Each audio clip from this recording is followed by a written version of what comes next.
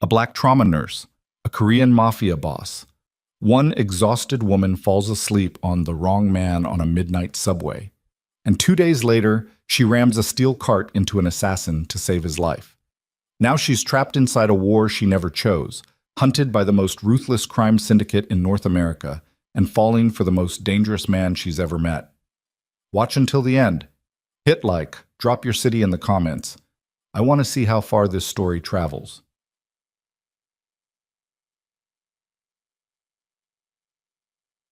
The train was almost empty. That was the thing Zuri Bennett would remember later, when everything had already gone wrong.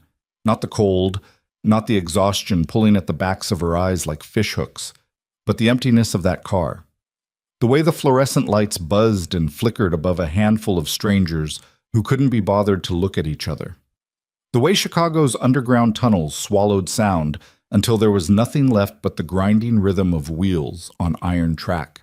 It was 11:47 at night. She knew because she checked her phone the moment she sat down, calculating how many hours she had before her next shift started.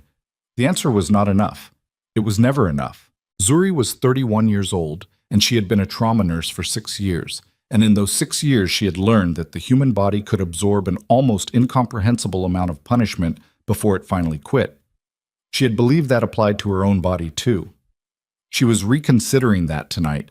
Her feet hurt in the specific way that feet hurt after 14 hours on linoleum floors, a deep ache that had climbed past her ankles and settled somewhere behind her kneecaps.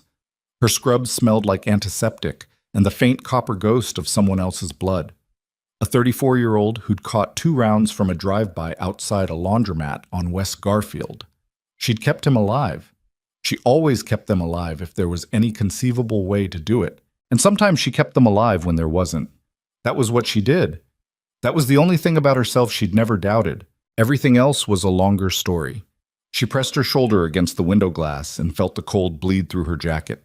Outside, the tunnel walls rushed past in a smear of gray and shadow. She closed her eyes for just a second, just to give them a rest. And her body did the thing it always did when she let her guard down. It folded. She didn't feel herself drift. One moment she was listening to the grind of the train, and the next there was warmth on her left side that hadn't been there before, and the particular sensation of weight that wasn't her own. She registered it distantly, the way you register sound in a dream, present but disconnected from consequence. She woke when the train lurched around a curve. Her head snapped up, her neck ached. She became aware, in the same terrible instant, of 2 things: that she had been asleep and that her head had been resting on someone's shoulder. She pulled back so fast she nearly knocked her bag into the aisle. "I am so sorry." The words came out before she was fully conscious, the automatic reflex of someone who'd spent her whole life apologizing for existing in spaces that didn't quite expect her.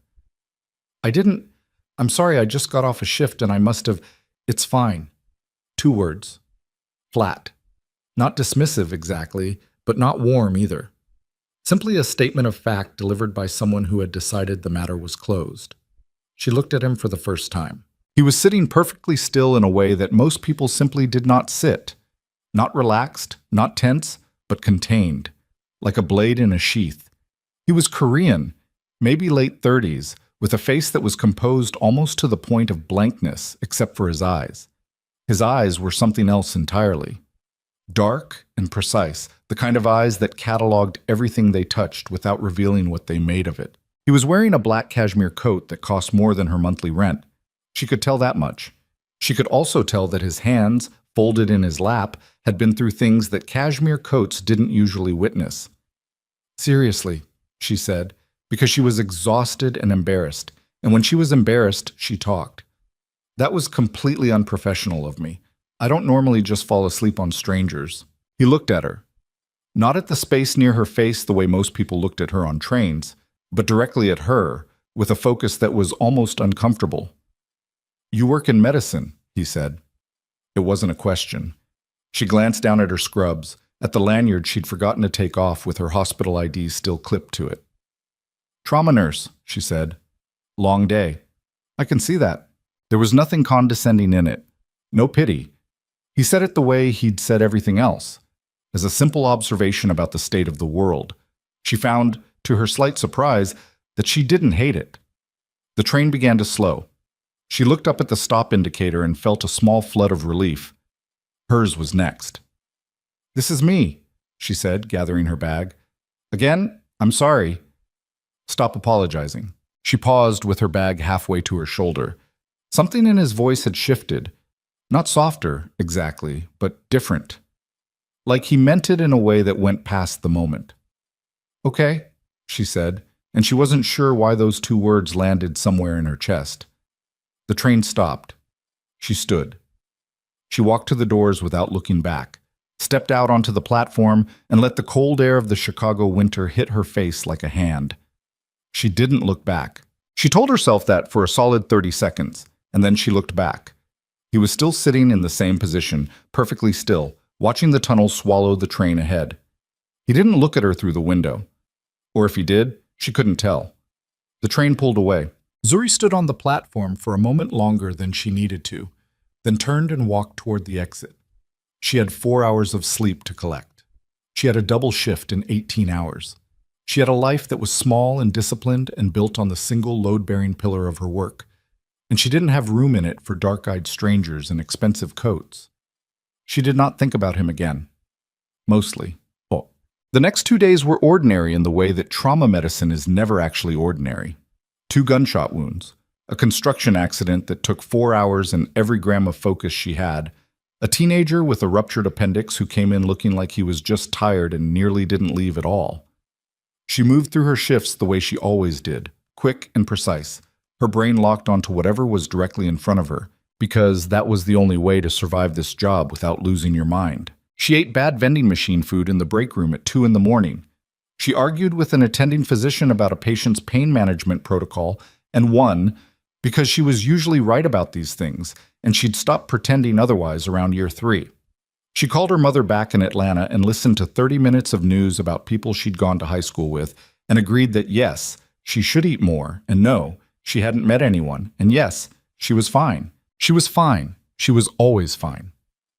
The call came through at 6:14 on a Thursday evening. Zuri was finishing a chart at the nurse's station when the radio crackle from the ambulance bay announced an incoming gunshot victim, male, estimated late 30s, 2 rounds to the torso, vital signs unstable. She was already moving before the dispatcher finished talking, pulling on gloves as she walked, her mind shifting into the particular gear that trauma work required. The one that locked the door on every other part of yourself and put all available resources toward the single immediate problem. The ambulance rolled in at 6:19. She was at the bay doors when they opened. She processed the gurney first, the paramedics, the IV line, the oxygen mask, the blood pressure cuff reading numbers she didn't like. Standard intake. She was already identifying the wounds, calculating the sequence of necessary interventions, coordinating with the trauma resident who had appeared on her left. Then she saw his face. The recognition landed in her like ice water, sudden and total. The composed features, the precise dark eyes, open now and fixed on the trauma bay ceiling with the particular blankness of someone managing pain through sheer force of will. The cashmere coat was gone, replaced by a shirt that had been cut open by the paramedics and was dark with blood across the left side. It was the man from the train. She didn't stop moving. She didn't hesitate. She filed the recognition in a back drawer of her mind and did her job, which was the only appropriate response to the situation, and she was good at her job in the way that you are only good at something after you've spent years grinding yourself against it until every unnecessary thing falls away. 2 GSWs, entry wounds left chest and left flank, she called, directing the flow of the room. Get me a chest x-ray and a fast exam. I need a second large bore EIV. What's his BP? 84/50. Get me 2 units of O, negative, now. The room moved around her like a machine she was running. She cut away the rest of his shirt and pressed a gloved hand to the chest wound, applying pressure, feeling the vital feedback of a body that was still fighting. His eyes found her face. Something passed through them. Not relief, not recognition exactly, more like recalibration. "You're going to be okay," she said, and she said it the way she said it to everyone. Not a reassurance, but a statement of intent. A thing she was telling the universe as much as the patient. He said nothing. His jaw was set like a locked door. The trauma resident arrived and they worked fast and in concert, and somewhere in the organized chaos of the next 8 minutes, Zuri registered the presence of men at the bay doors. Large men in dark clothes who stood very still and watched the room with the kind of attention that had nothing to do with concern and everything to do with security. One of them caught her eye and held it, his expression communicating something she couldn't immediately decode. She didn't have time to decode it. She had a patient bleeding out in front of her. They moved him to the OR at 6:41.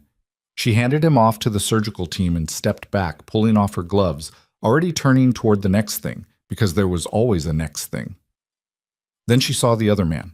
He was standing in the corridor outside the trauma bay, which was not where visitors stood. He was wearing a hospital orderly uniform that was slightly too small for his frame and slightly too new.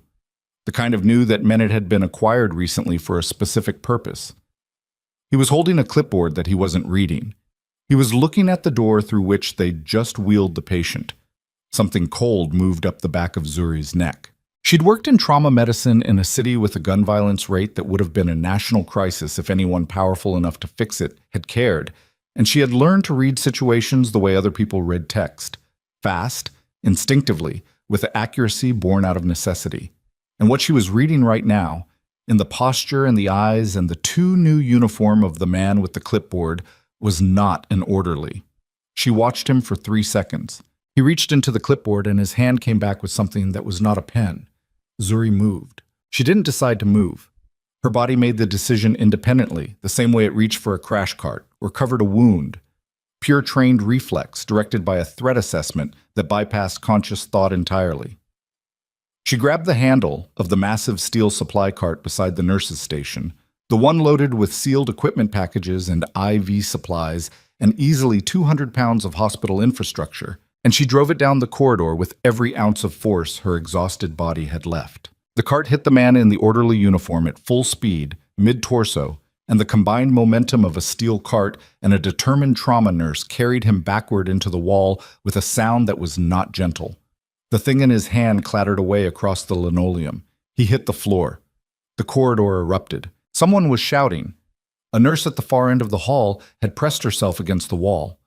One of the large men from the ambulance bay was already running toward her. No, running toward the man on the floor.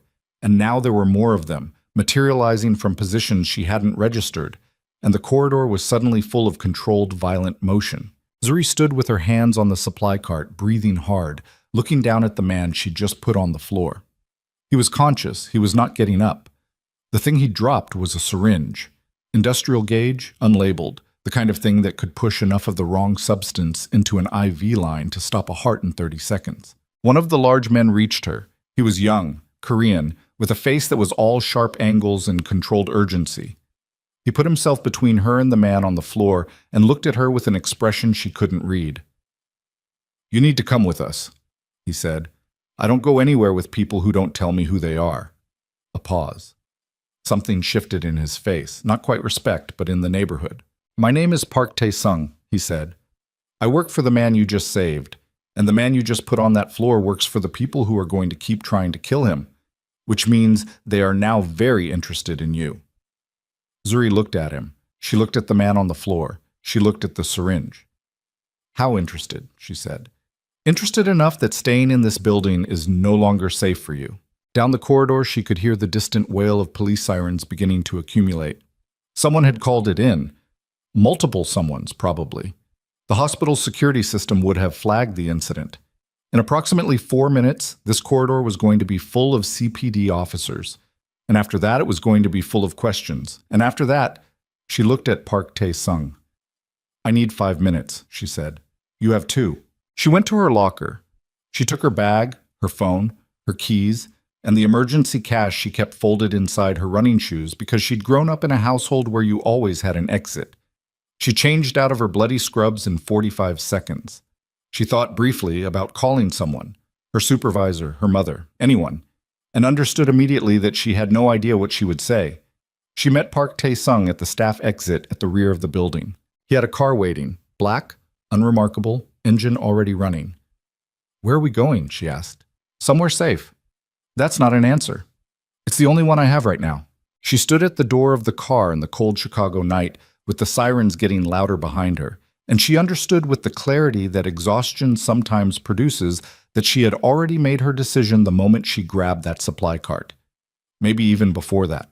Maybe the moment she stepped off a train 2 nights ago and stood on a platform longer than she needed to. She got in the car. The door closed. The car pulled out of the alley and turned north, and behind them the hospital receded into the yellow grid of the city, and somewhere inside it, in an OR on the 4th floor, a man was on a table fighting to stay alive. A man she'd now saved twice without knowing his name. The compound was not what she expected.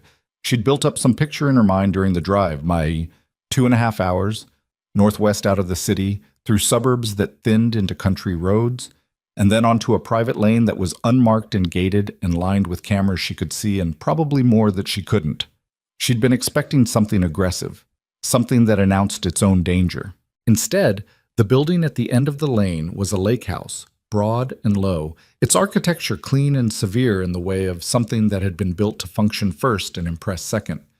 The lake beyond it was black under a cloud-covered sky. The grounds were quiet. The security was everywhere once you knew what to look for, but it didn't announce itself. Park Tae-sung walked her inside without ceremony. A woman appeared, 50s, Korean, face like a closed cabinet, and showed Zuri to a room on the 2nd floor. Clean, spare. A window with a view of the lake and a lock on the door that she noted was designed to be used from the inside. "Someone will bring food," Tae-sung said from the doorway. "I don't want food. I want to know what is happening. In the morning, I want to know now." She turned from the window and looked at him directly, and she let him see the full weight of a woman who had been awake for 19 hours and had used her last available energy to ram a would-be assassin into a hospital wall and was therefore completely out of patience. "I don't know who your boss is. I don't know who those people were. I don't know why someone was going to put something in his IV, and I don't know what I'm doing in this building. So you are going to tell me something real right now, or I'm going to walk out of this room and find a phone." Tae-sung studied her for a moment. "His name is Kang Ji-hoon," he said. "He leads an organization called the Black Tiger Syndicate. The people who sent the man you stopped tonight belong to a rival organization called the Dragon Crown. They've been trying to kill him for 4 months. Tonight, they almost succeeded." She absorbed this. "And now they know who I am." "Yes. Because I stopped their man. Because of the hospital cameras, because of witnesses, because the Dragon Crown has people in places you wouldn't expect." He paused. "Your apartment was accessed 20 minutes after we left the hospital." The cold that moved through her was specific and anatomical. She felt it in her sternum first, then her hands. "Accessed," she said. "There was a team. They were looking for you." Another pause. "They left a message." She didn't ask what the message said. She could construct it from available data. "How long do I have to stay here?" she asked. "Until this is over."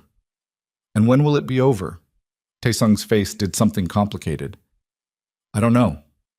She turned back to the window and looked at the black lake and the black sky and the place where they met and couldn't be distinguished from each other.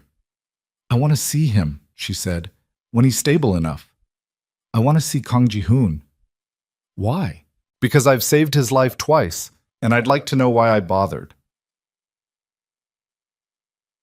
He was moved to the compound's medical wing 26 hours after surgery. A team of people she never saw transferred him while she slept.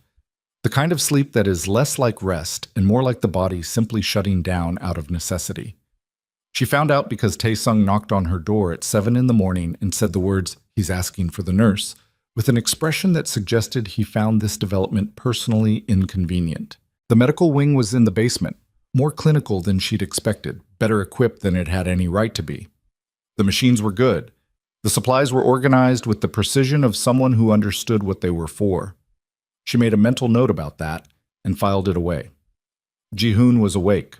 He was sitting up at an angle that must have cost him significantly, because she could see in the set of his jaw and the controlled shallowness of his breath exactly what it was taking him not to show how much the movement hurt. He looked like a man engaged in a private argument with his own body, one he intended to win through sheer stubbornness.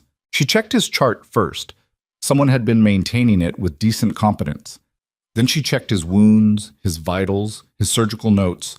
She was thorough and she was impersonal about it, because impersonal was safer for both of them, and she had a feeling that impersonal was a language he understood. He watched her work with those precise dark eyes and said nothing. When she was done, she straightened up and looked at him. "You're lucky," she said. "The round that hit your chest missed your heart by about 1.5 inches. The flank wound missed your kidney. You're going to have significant pain for the next 3 to 4 weeks, and you're going to want to push through it and do things you shouldn't, and that's going to be a problem. I'll manage." "I'm sure you think that." Something moved in his face, not quite amusement, the architecture of it. "You remember me," he said. It was not a question. "The train," she said. "Yes." A pause. He was watching her with the same quality of attention he'd had that night. Not invasive, but complete. Like he wasn't missing anything. "You saved my life tonight," he said. "I did my job." "That's not what saving my life was." She met his eyes. "What was it?" He didn't answer that directly. "You weren't afraid," he said instead. "I was terrified," she corrected, because she believed in accuracy. There's a difference between terrified and stopped by it. Something shifted in his face then. Something genuine and small, like a tell in a card game, there and gone before she could name it. "Taesung told me what you said to him last night," Ji-hoon said, "that you wanted to know why you bothered. I still want to know." "And?" "You haven't told me yet." He studied her for a long moment. Outside the small window near the ceiling, the gray light of a February morning was trying to get through. "There's evidence," he said finally. "Documents, recordings. A federal prosecutor named in this city has been coordinating with the Dragon Crown for 18 months, helping them move money, helping them identify targets." He paused. "Helping them identify mine." Zuri kept her expression level. "What kind of evidence? The kind that would end careers, and more than careers." His jaw tightened almost imperceptibly. "The Dragon Crown wants it destroyed. The prosecutor wants it destroyed. That's why they've been trying to kill me for 4 months. As long as I'm alive, the evidence is protected. As long as the evidence exists, neither of them can move freely. And where's this evidence? Safe. That's not the same answer I gave you," he said. "I know." She almost smiled. She stopped it. "So they'll keep trying," she said, "until they succeed, or until I end it." She looked at this man, this wounded, contained, dangerous man sitting upright in a hospital bed through what must have been an act of concentrated will, and she thought about the apartment she no longer had, and the team that had gone there looking for her, and the message they'd left that Taesung still hadn't told her the contents of. "How many people know about the evidence?" she asked. "Very few." "Who?" He looked at her for a moment. "Why?" "Because," she said, and she chose her words carefully, "in my experience, when someone has been trying to kill you for 4 months, and they know your exact location, and they know your surgical schedule, and they have a man in an orderly uniform ready to hit your IV line before you're out of recovery, that's not just rival intelligence. That's someone inside." The silence that followed was very specific. Ji-hoon's eyes had gone flat and still. Not cold. Something more dangerous than cold, like water before it freezes. "Say that again," he said quietly. "You have a problem inside your own organization," Zuri said, "and I don't think you didn't know that. I think you knew it, and you didn't know who. And now you're looking at me because I'm an outsider, and I've got nothing to protect, and I might just tell you the truth." He held her gaze for a long time. "You're not what I expected," he said. "Nobody ever is," she said. "Get some rest. Your body is not as invincible as you seem to think it is, and if you tear those sutures, I'm going to be very irritated." She picked up the chart and walked out. Behind her, she heard him say her name. He must have gotten it from Taesung, and she stopped in the doorway without turning around. "Zuri." "What?" "Thank you." She stood there for a second, the chart in her hands, the gray morning light falling through a window somewhere above them. "Don't thank me yet," she said. "The hard part hasn't started." She walked down the corridor and up the stairs and back into the compound, and she stood at the window of her room and looked out at the frozen lake, and she understood in the clear, cold light of that morning that the man she'd left behind was not simply dangerous. He was in danger. And someone inside his own walls had put him there. And she was the only person in this building with nothing to lose, which meant she was the only one who could afford to look clearly at what was right in front of them. Her phone had no signal. The car that had brought her here was not available. And somewhere in this compound, someone was still feeding information to the people who wanted Kang Ji-hoon dead. And they had just watched her walk out of his room, and they were already wondering how much she knew. She pressed her palm flat against the cold glass of the window and felt the lake wind trying to get in through the frame. She thought about the way he'd said her name. She thought about the message her apartment team had left and the things she still didn't know. And then Tae-sung knocked on her door, and his face, when she opened it, was the color of concrete, and he said 4 words that turned the morning into something else entirely. They found us. Again. They found us. Again. Tae-sung didn't wait for her to respond. He was already moving back down the corridor, one hand pressed to the earpiece nested against his jaw, the other resting on the weapon at his hip with the casual familiarity of someone who'd been doing that for years. Zuri grabbed her bag from the chair by the window. Pure reflex, the same reflex that made her keep emergency cash in her shoes, and followed him. The compound had changed in the 30 seconds since she'd opened her door. She felt it before she saw it. A shift in pressure, like a building bracing for impact.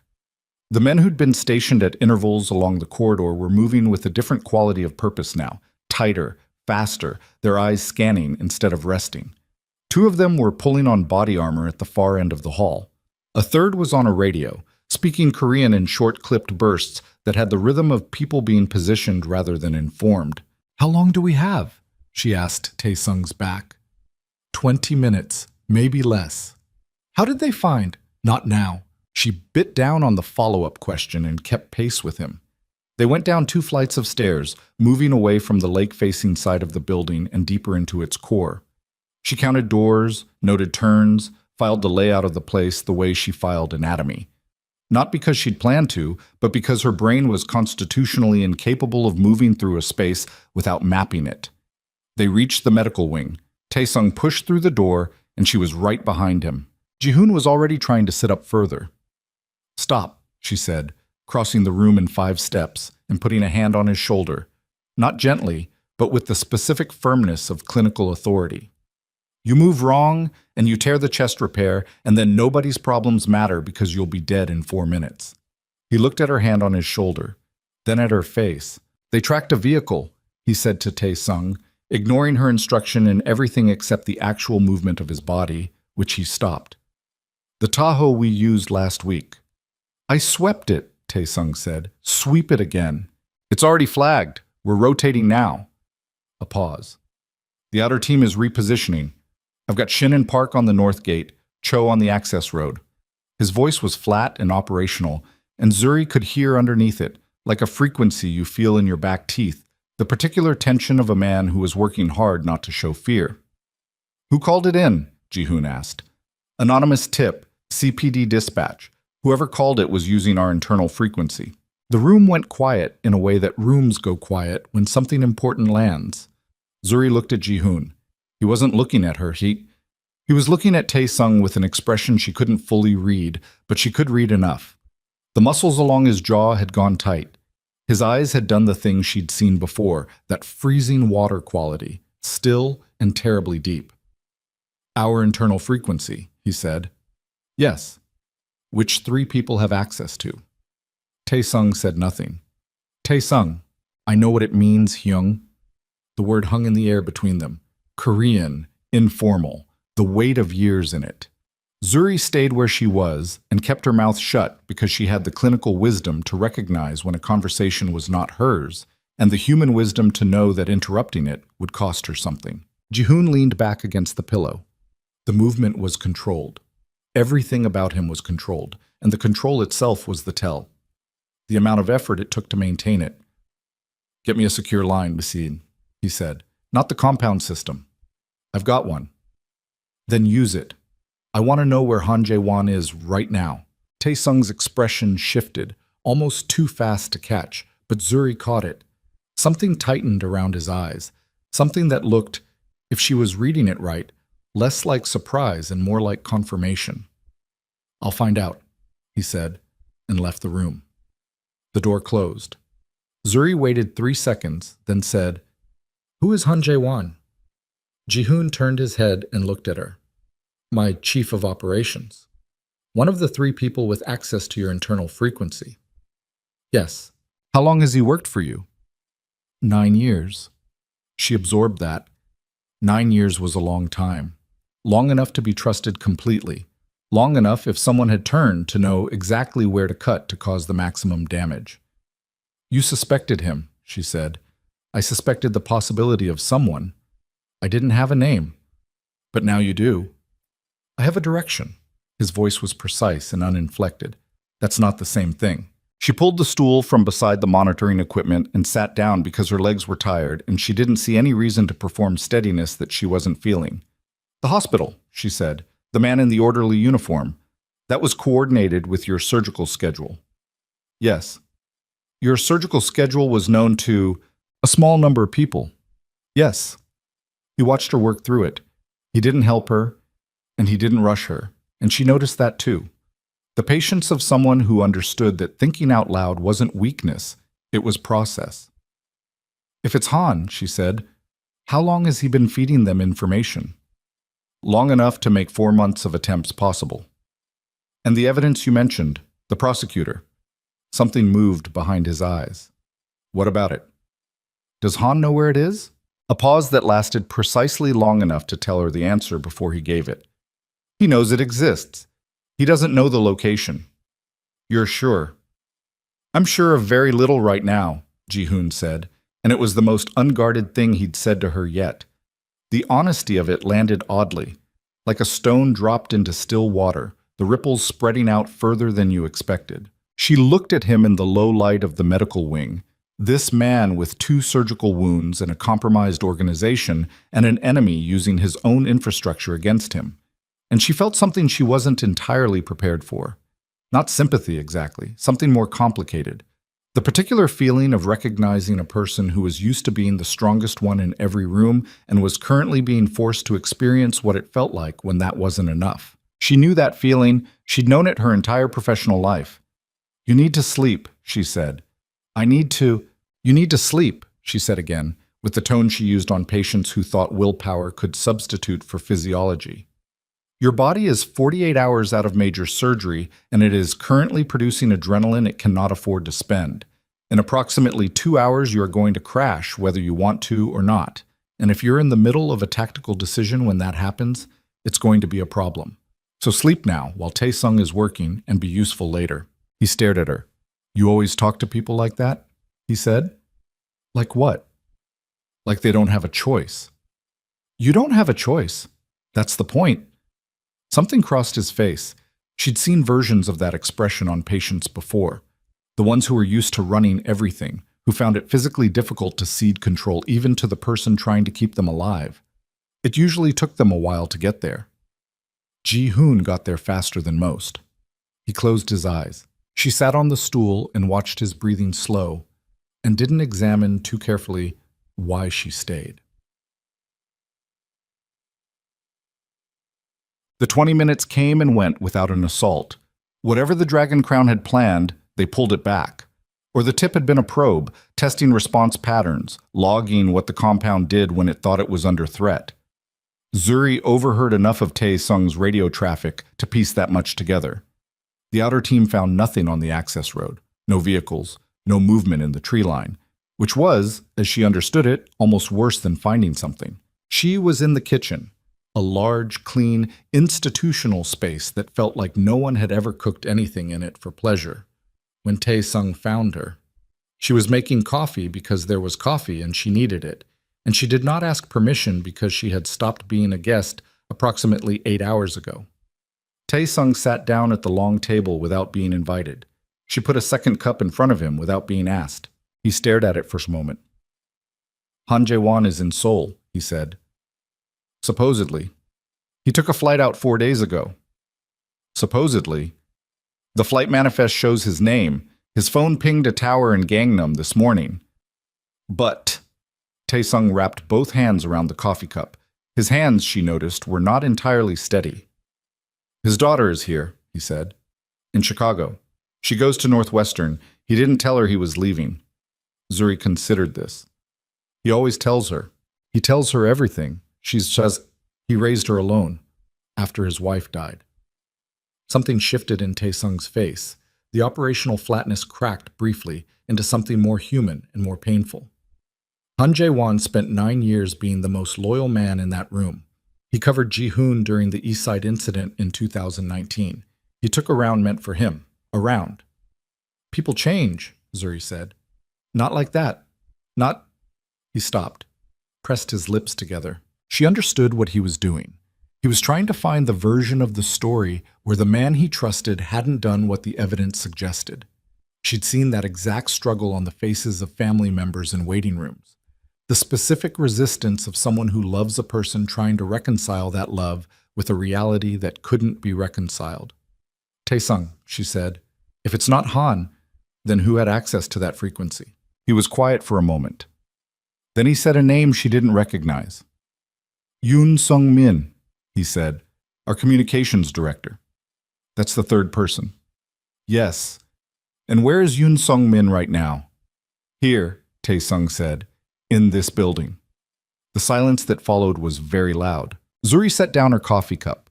She thought about the layout she'd been mapping since she arrived. The corridors, the stairwells, the positions of the men she'd clocked at their posts. She thought about the probe that wasn't an assault, and what you learned from watching a compound mobilize, and how valuable that information would be to someone who was going to need to move through this building later. Does Ji-hoon know Yoon is here? She asked. Yoon is always here. He runs compound communications. Tae-sung's voice was careful now, very careful. Does Ji-hoon know that Yoon had access to the frequency? A pause. He knows 3 people had access. But he named Han. Han is the one who... He stopped again. Han is the one who makes more sense, Zuri said, because he's not here, because he's already across an ocean, because if you're going to suspect someone you love, it's easier to suspect the one you can't see. Tae-sung looked at her with an expression she'd earned and didn't entirely want. I need to talk to Ji-hoon, she said. He's sleeping. Wake him up. The nurse is telling me to wake the patient she just put to sleep. The nurse is telling you that someone in this building may be using your communication system right now, and if Ji-hoon is the only person with the authority to lock it down, then yes, wake him up. Tae-sung stood. He picked up his coffee, drained it in 2 swallows, and walked out of the kitchen without another word. She followed. Mem. Ji-hoon had been asleep for 40 minutes. He came awake with a speed that was slightly unnerving. Not the slow surface breaking of normal sleep, but an immediate, total return to consciousness, eyes open and tracking before she'd finished saying his name. The involuntary response of someone who had been sleeping in dangerous places for long enough that his nervous system no longer allowed the luxury of gradual waking. She told him what she and Tae-sung had worked out. She kept it clinical and sequential, the way she presented a case. Here are the facts. Here is what the facts suggest. Here is what needs to happen next. She didn't editorialize, and she didn't cushion it, and she watched his face do something difficult and controlled while she talked. When she finished, he was quiet for a moment. Yoon has been with me for 6 years, he said. I know. Han took a bullet for me. I know that too. The frequency access was supposed to be need to know. Someone decided they needed to know more than you wanted them to. His jaw tightened. He looked at the ceiling and she could see him running calculations behind his eyes. The kind of calculations that had nothing to do with numbers. The arithmetic of loyalty and betrayal, and the terrible math of figuring out which people in your life were real. I can't lock down communications without you knowing, he said. Can Tae-sung do it independently? Not without triggering a system alert that Yoon would see. Then you need to get Yoon out of the building first. Ji-hoon looked at her. On what pretext? That's your department, she said. I just patch the holes. I don't make the cuts. A pause. Something moved at the corner of his mouth. Not quite a smile, but the ghost of one. The trace evidence of a man who had once, before years of this, known how to do that. Tae-sung, he said. Tae-sung, who had been standing near the door in the careful posture of a man trying to take up no space, straightened. Get Yoon to the vehicle bay. Tell him we need a secure line routed through the mobile unit. Tell him I want it in 20 minutes. And when he's there, keep him there. I don't care how. Tae-sung left. Zuri started to stand. Ji-hoon said, Stay. She looked at him. Please, he said. The word cost him something. She could see it in the slight adjustment of his expression, the way a person looks when they use a word they've gotten out of the habit of using. She stayed. They sat in the quiet of the medical wing, and outside, somewhere above them, the compound went about the careful business of removing one of its own from the communication room, and the February lake pressed its cold against the windows, and Ji-hoon told her things she hadn't asked to know. He told her about the Dragon Crown. Not their tactics, not their numbers, but what they'd taken from him. Specific things. A lieutenant he'd trusted since they were teenagers. A deal he'd built for 3 years that collapsed overnight when someone leaked the terms. A warehouse fire in Bridgeport that had killed 2 of his people, and that the fire marshal had called electrical, but that Ji-hoon had known, immediately and with a certainty that lived below logic, was not electrical. He didn't tell her these things to explain himself. He told them the way someone reads a scar. Not as complaint, but as record. She listened. She didn't offer comfort because she didn't think he was asking for comfort, and she had a feeling that offering it would break something between them that she was only just beginning to understand. "Why nursing?" he asked at one point. The question was unexpected enough that she answered it honestly.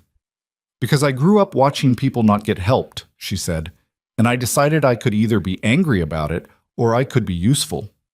"You chose useful." "I chose both," she said.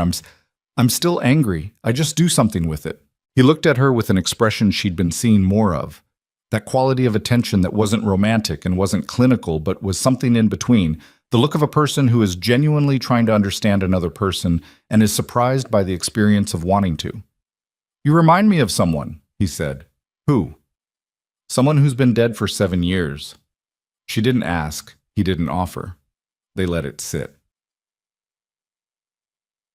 The compound alert came at 4:17 in the afternoon. Not the outer perimeter this time. Not a vehicle on the access road or a phone on an enemy frequency. Something closer. Something internal. The alert was from the server room, unauthorized access attempt on the encrypted file archive, the one where the most sensitive operational data was stored. The attempt had been made using a valid credential. The credential belonged to Han Jae-won, who was supposedly in Seoul, who had not been in contact with his daughter in 4 days. Taesung burst into the medical wing at a controlled run, which on him looked like walking very fast with intent to kill. He showed Ji-hoon the screen of his tablet, and the two of them looked at it for exactly 4 seconds before Ji-hoon said, in a voice that was absolutely level and therefore more frightening than shouting, "Find Han's access terminal. Find where in this building it was used from." "I know where it was used from," Taesung said. "Where?" "The communications room." Ji-hoon's eyes went flat. "And where is Yoon right now?" "Vehicle bay. I've had eyes on him the whole time." Taesung's voice was careful and tight. "Hyung, someone used Han's credentials from Yoon's room. Either Han is here and Yoon let him in, or Yoon has Han's credentials." "Yes." "Which means Han may not have left on his own." The weight of what that implied settled into the room like something physical. Zuri felt it land. Not just the tactical consequence, but the personal one. The man who had taken a bullet for Ji-hoon. The man who raised his daughter alone. The man who was supposedly in Seoul and whose credentials were being used from inside this building by someone who wasn't him. Ji-hoon closed his eyes for 3 seconds. When he opened them, the thing she'd seen behind them, the human arithmetic of loss, was locked away. What was left was something colder and more purposeful. "Secure Yoon," he said. "Now, don't explain, don't question him, just secure him." "And the server room?" "Lock it. Change every access credential, starting with mine." "If Yoon already sent something out, then he already sent it, and we deal with what comes. Move, Taesung." Taesung moved. Zuri sat very still on the stool and watched Ji-hoon's face and understood that the careful architecture of his organization, the 9 years, the loyalty, the man who took a bullet, might have been housing something rotten for longer than anyone wanted to calculate.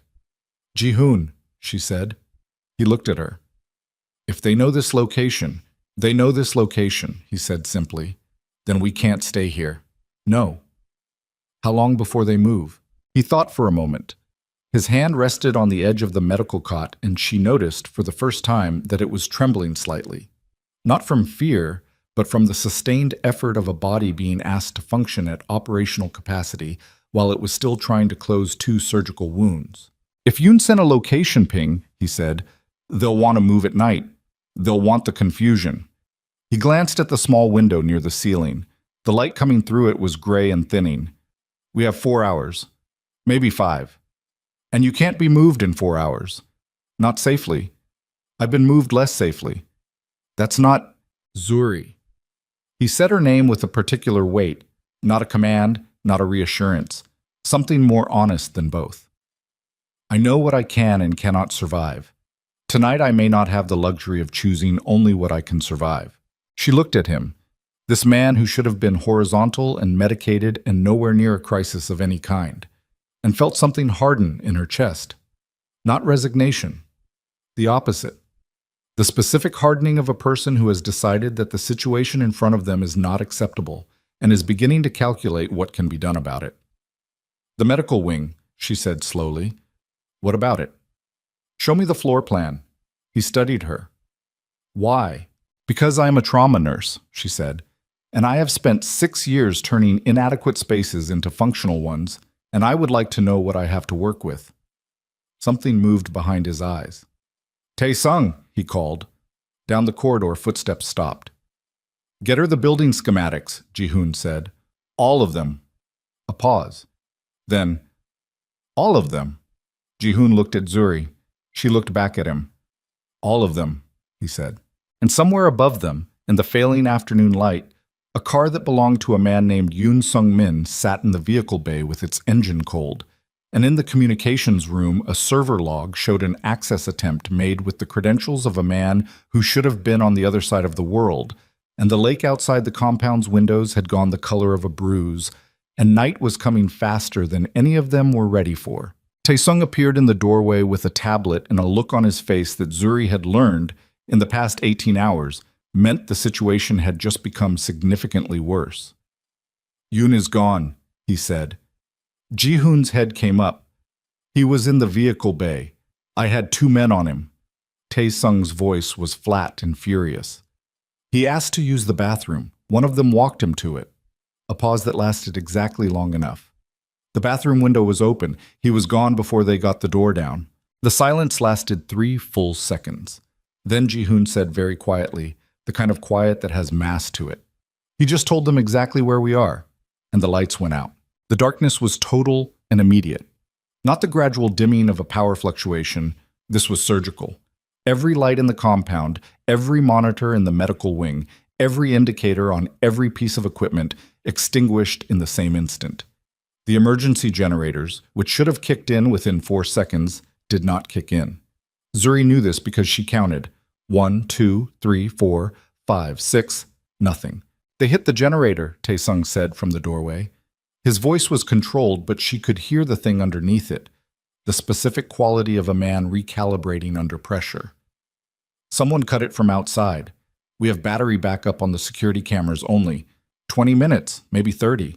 Zuri was already moving in the dark. She'd mapped this room when she first arrived.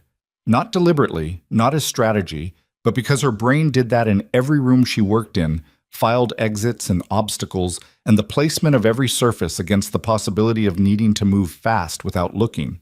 Her hands found the supply cabinet. Her fingers found the emergency flashlight on the second shelf, exactly where it had been 12 hours ago. She clicked it on. The beam cut across Ji-hoon's face. He was upright on the cot, both feet on the floor, and the effort that had cost him was visible in the tight set of his mouth, and the way his left hand was pressed flat against his ribs. Not clutching, just holding, the way you hold something you can't afford to drop. Can you stand? She asked. Yes. Don't lie to me. I can stand, he said, and the flatness of it told her it was true, or true enough. She crossed to him and got her shoulder under his left arm, the uninjured side, and felt the full weight of him shift against her. He was heavier than he looked, the density of someone who kept himself in serious physical condition, and the warmth of him through his shirt was higher than it should have been. She noted the fever without saying so.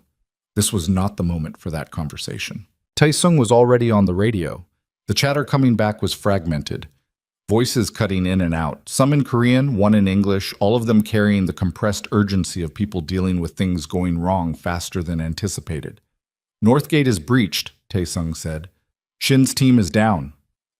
Down, not retreating, down. How many? Ji-hoon asked. Unknown. At least 8, maybe more. They came in through the tree line. Tae-sung looked at Ji-hoon with an expression that had passed through professional and come out the other side into something raw. We have maybe 12 minutes before they reach the main building. Where's Cho? Access road. He's pinned. Pull him back. I want everyone inside, defensive positions, sub-level corridor. Ji-hoon's voice was the same. Flat, precise, operational. The fever didn't touch it.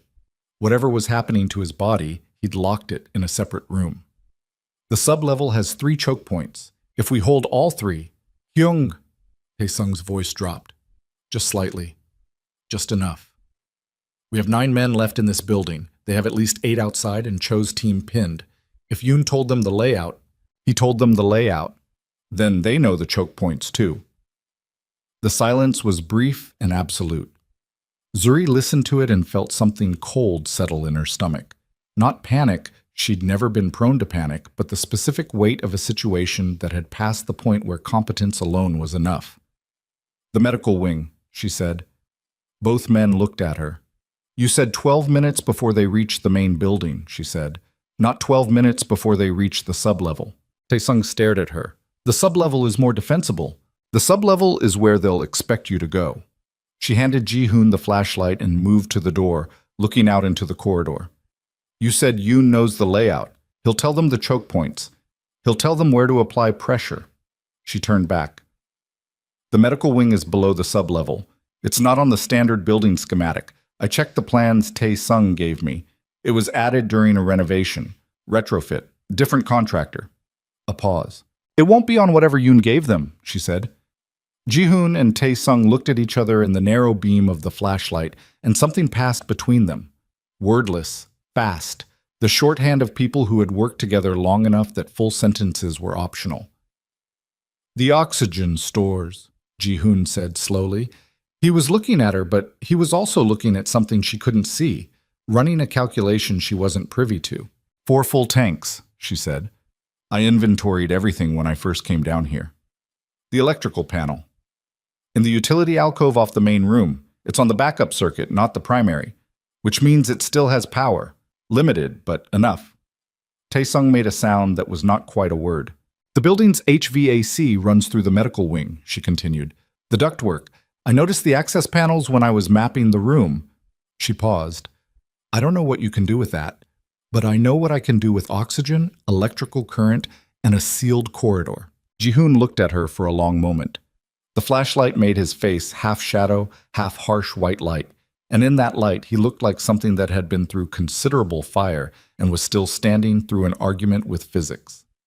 Tell me, he said. She told him. It took 8 minutes to set it up, and all 8 of them were the kind of minutes that age you. Tae-sung pulled 3 men from the sub-level defense, the minimum Ji-hoon would authorize, no more, and they worked in the dark with 2 flashlights and the suppressed urgency of people on a very specific clock. Zuri directed the placement with the same voice she used in the trauma bay, clipped and exact, no wasted syllables. Move that there. Run that line to here. Open that panel, not that one, the one to the left. No, further left. They listened. She noted, with some distant part of her brain, that they listened the way people listen to someone who clearly knew what they were doing, which had nothing to do with gender or age or the fact that she was the only person in the corridor without a weapon. Competence had a sound. People heard it. Ji-hoon sat against the wall in the main room of the medical wing and watched and said nothing, which was itself a form of permission. The compound above them was not quiet. She could hear it. Boots on floors, the distant crash of a door coming in, a burst of radio static, and then something she filed away carefully and did not let herself react to in the moment. Gunfire. Not close, not yet, but present and real and getting less distant by small increments. We need to move, Tae-sung said at 9 minutes. 30 more seconds, she said. We don't... 30 seconds. He gave her 30 seconds because Ji-hoon had not contradicted her, and Tae-sung was, underneath everything, a man who trusted his commanding officer's judgment, even when it currently resided in a trauma nurse with a flashlight and her hands inside an electrical panel.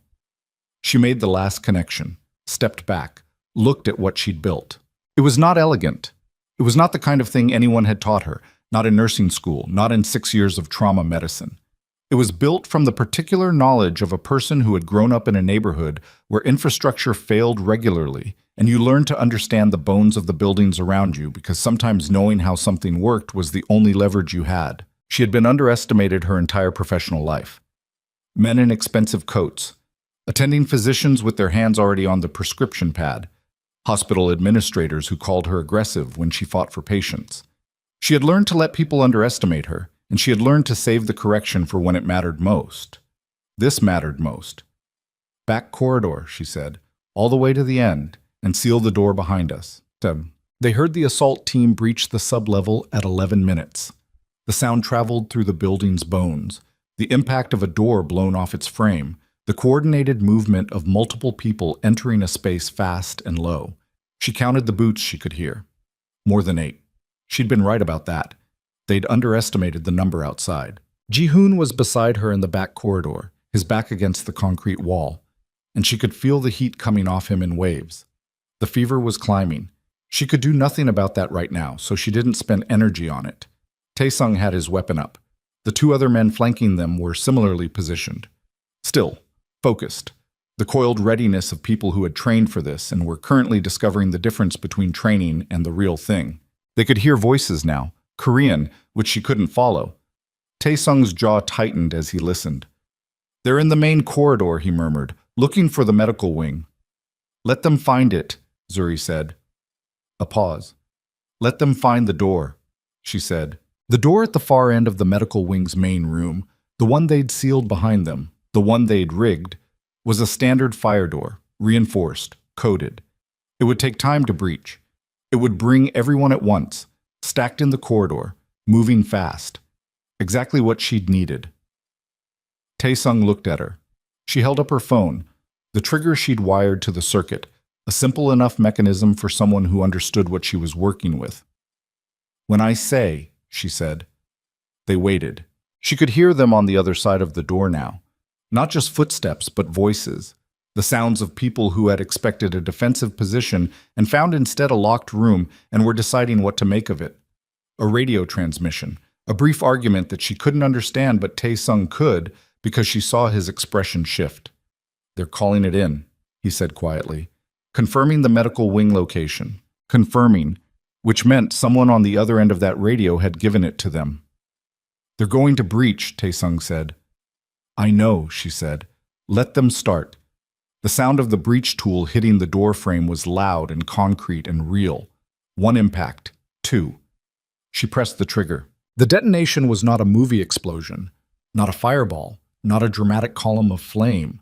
It was fast and percussive and enormously loud. A compression wave that hit the door and the corridor beyond it, and the people stacked in that corridor with the blunt physics of what happens when oxygen, an electrical arc, and the specific layout of an enclosed space all participate in the same event at the same time. The door blew outward. The corridor went silent. Zuri was already moving before the echo finished. Not toward the door, but further down the back corridor, one hand on Ji-hoon's arm, moving him. Taesung and the others were right behind her. She could feel the heat from the main room even through the sealed section, a wall of warmth that meant the device had done what she'd designed it to do. They reached the utility exit at the end of the back corridor, a maintenance door she'd found in the building schematics, unmarked, designed for HVAC access. Taesung hit it with his shoulder, and they came out into the cold. The February air hit her like a clean slap. For a moment she just breathed it, the cold, the night, the smell of the lake. Above them, on the second floor, she could see light moving through a window. Flashlights, the sweep of people clearing rooms that were empty. Taesung got them moving, around the building's north face, away from the access road, toward the water. She kept pace with Ji-hoon, one hand on his arm, monitoring without appearing to monitor.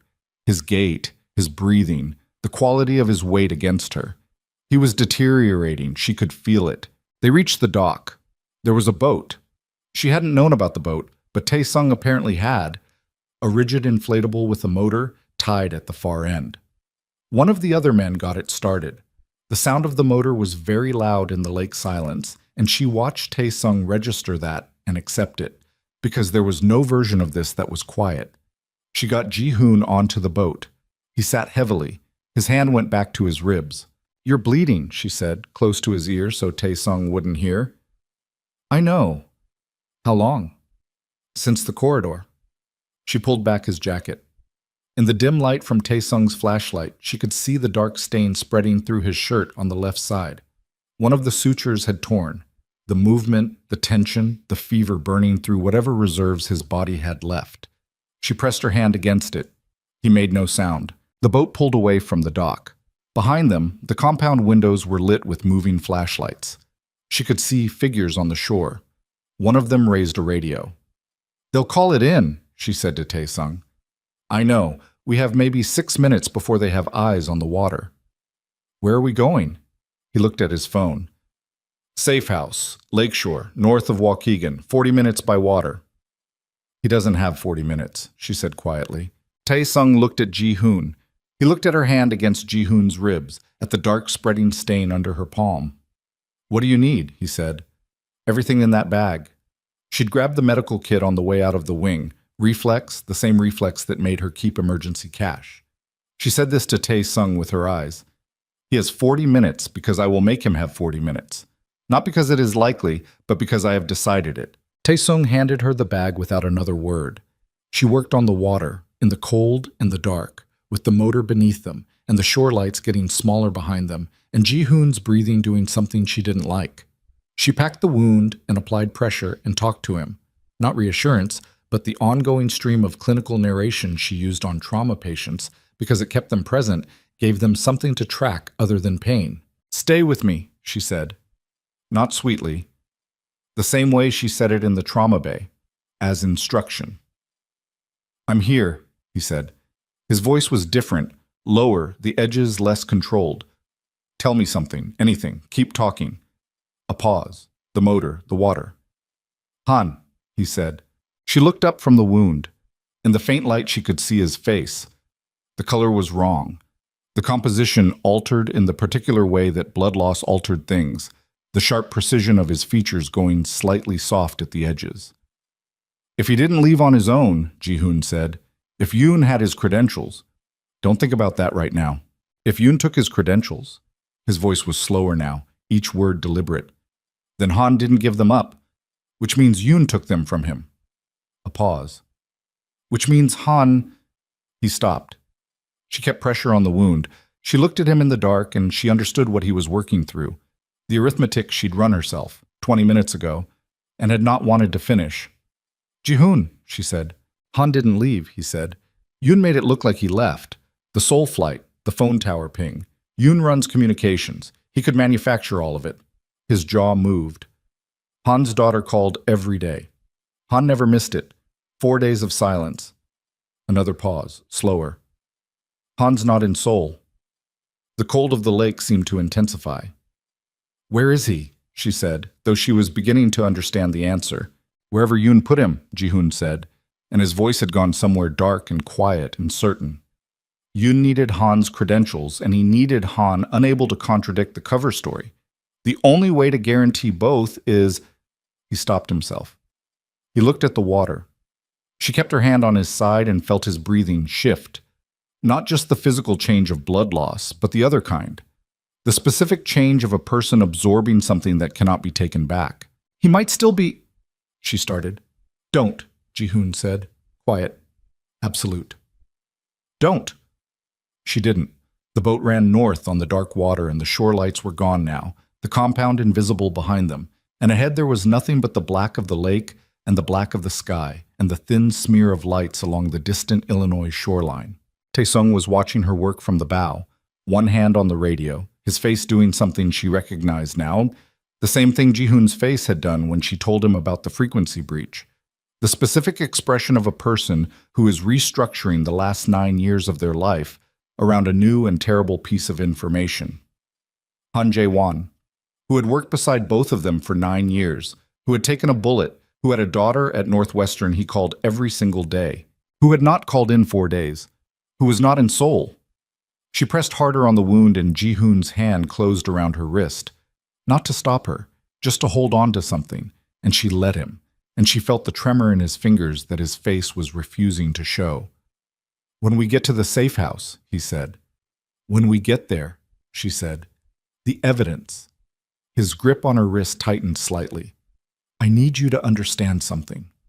Tell me later." "Zuri." Her name in his mouth, the way he said it, not a command this time, something smaller and more serious than a command. "If I don't make it to the safe house, stop. Listen to me." The low voice had an edge under it now, not anger, urgency. "The evidence is stored digitally, encrypted. There's a physical key, a drive, that decrypts the access file. Without it, the digital files are noise." He paused.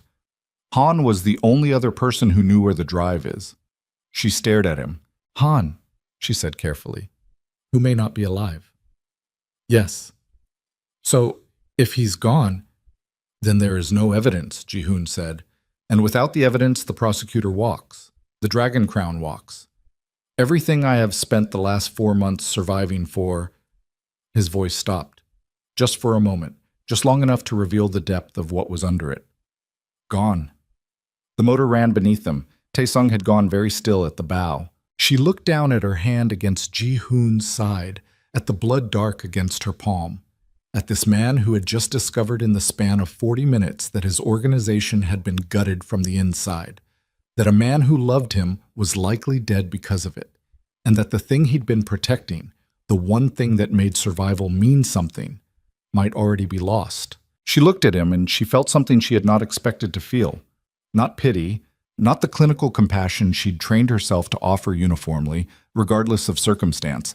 Something that didn't have a clean professional name.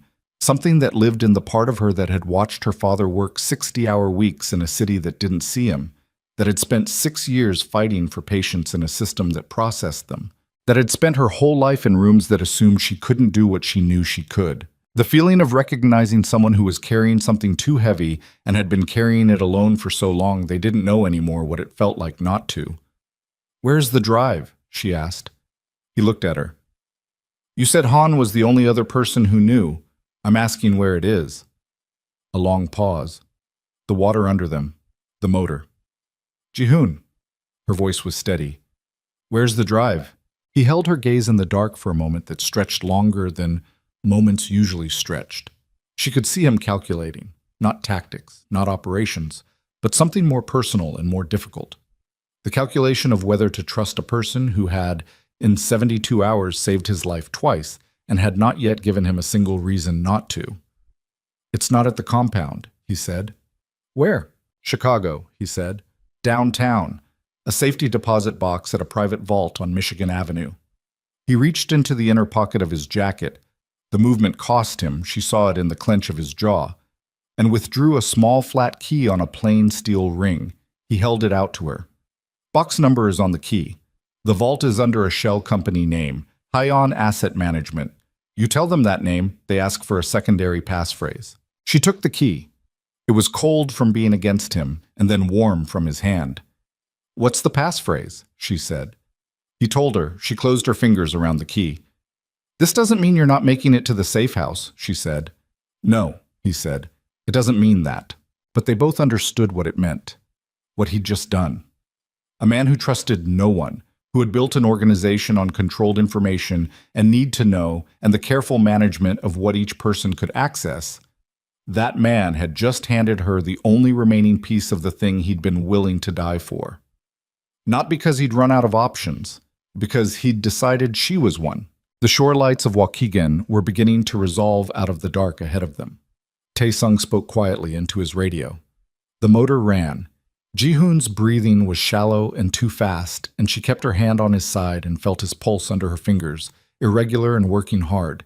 And she thought about a key on a steel ring and a passphrase and a box in a vault, in a city that was currently full of people who wanted this man dead. She thought about the drive inside that box. She thought about a federal prosecutor who was still sleeping soundly in whatever house prosecutors slept in, who had spent 18 months helping a criminal organization eliminate its competition, who was currently counting on the destruction of the only evidence that could touch him. She closed her fist tighter around the key.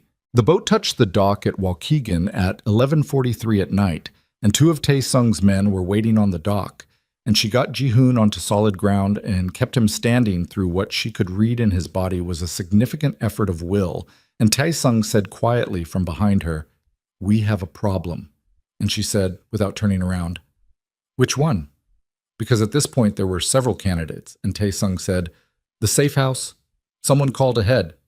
She turned. His face in the dock lights was the color of concrete, and his eyes had the look of a man who has just watched the last exit close. "Yoon," she said. "Has to be," Tae-sung said. "Which means they know we're here. Which means we have maybe 20 minutes before they're on us." Tae-sung finished the sentence he'd started on the boat, and it landed on the dock like something dropped from a height. The two men waiting there, Cho and another she'd learned was named Baek, were already scanning the tree line behind the safe house with the particular stillness of people who understood that stillness was currently the only thing keeping them alive. Zuri looked at the safe house. Low building, single story, set back from the water behind a screen of bare winter trees, dark windows.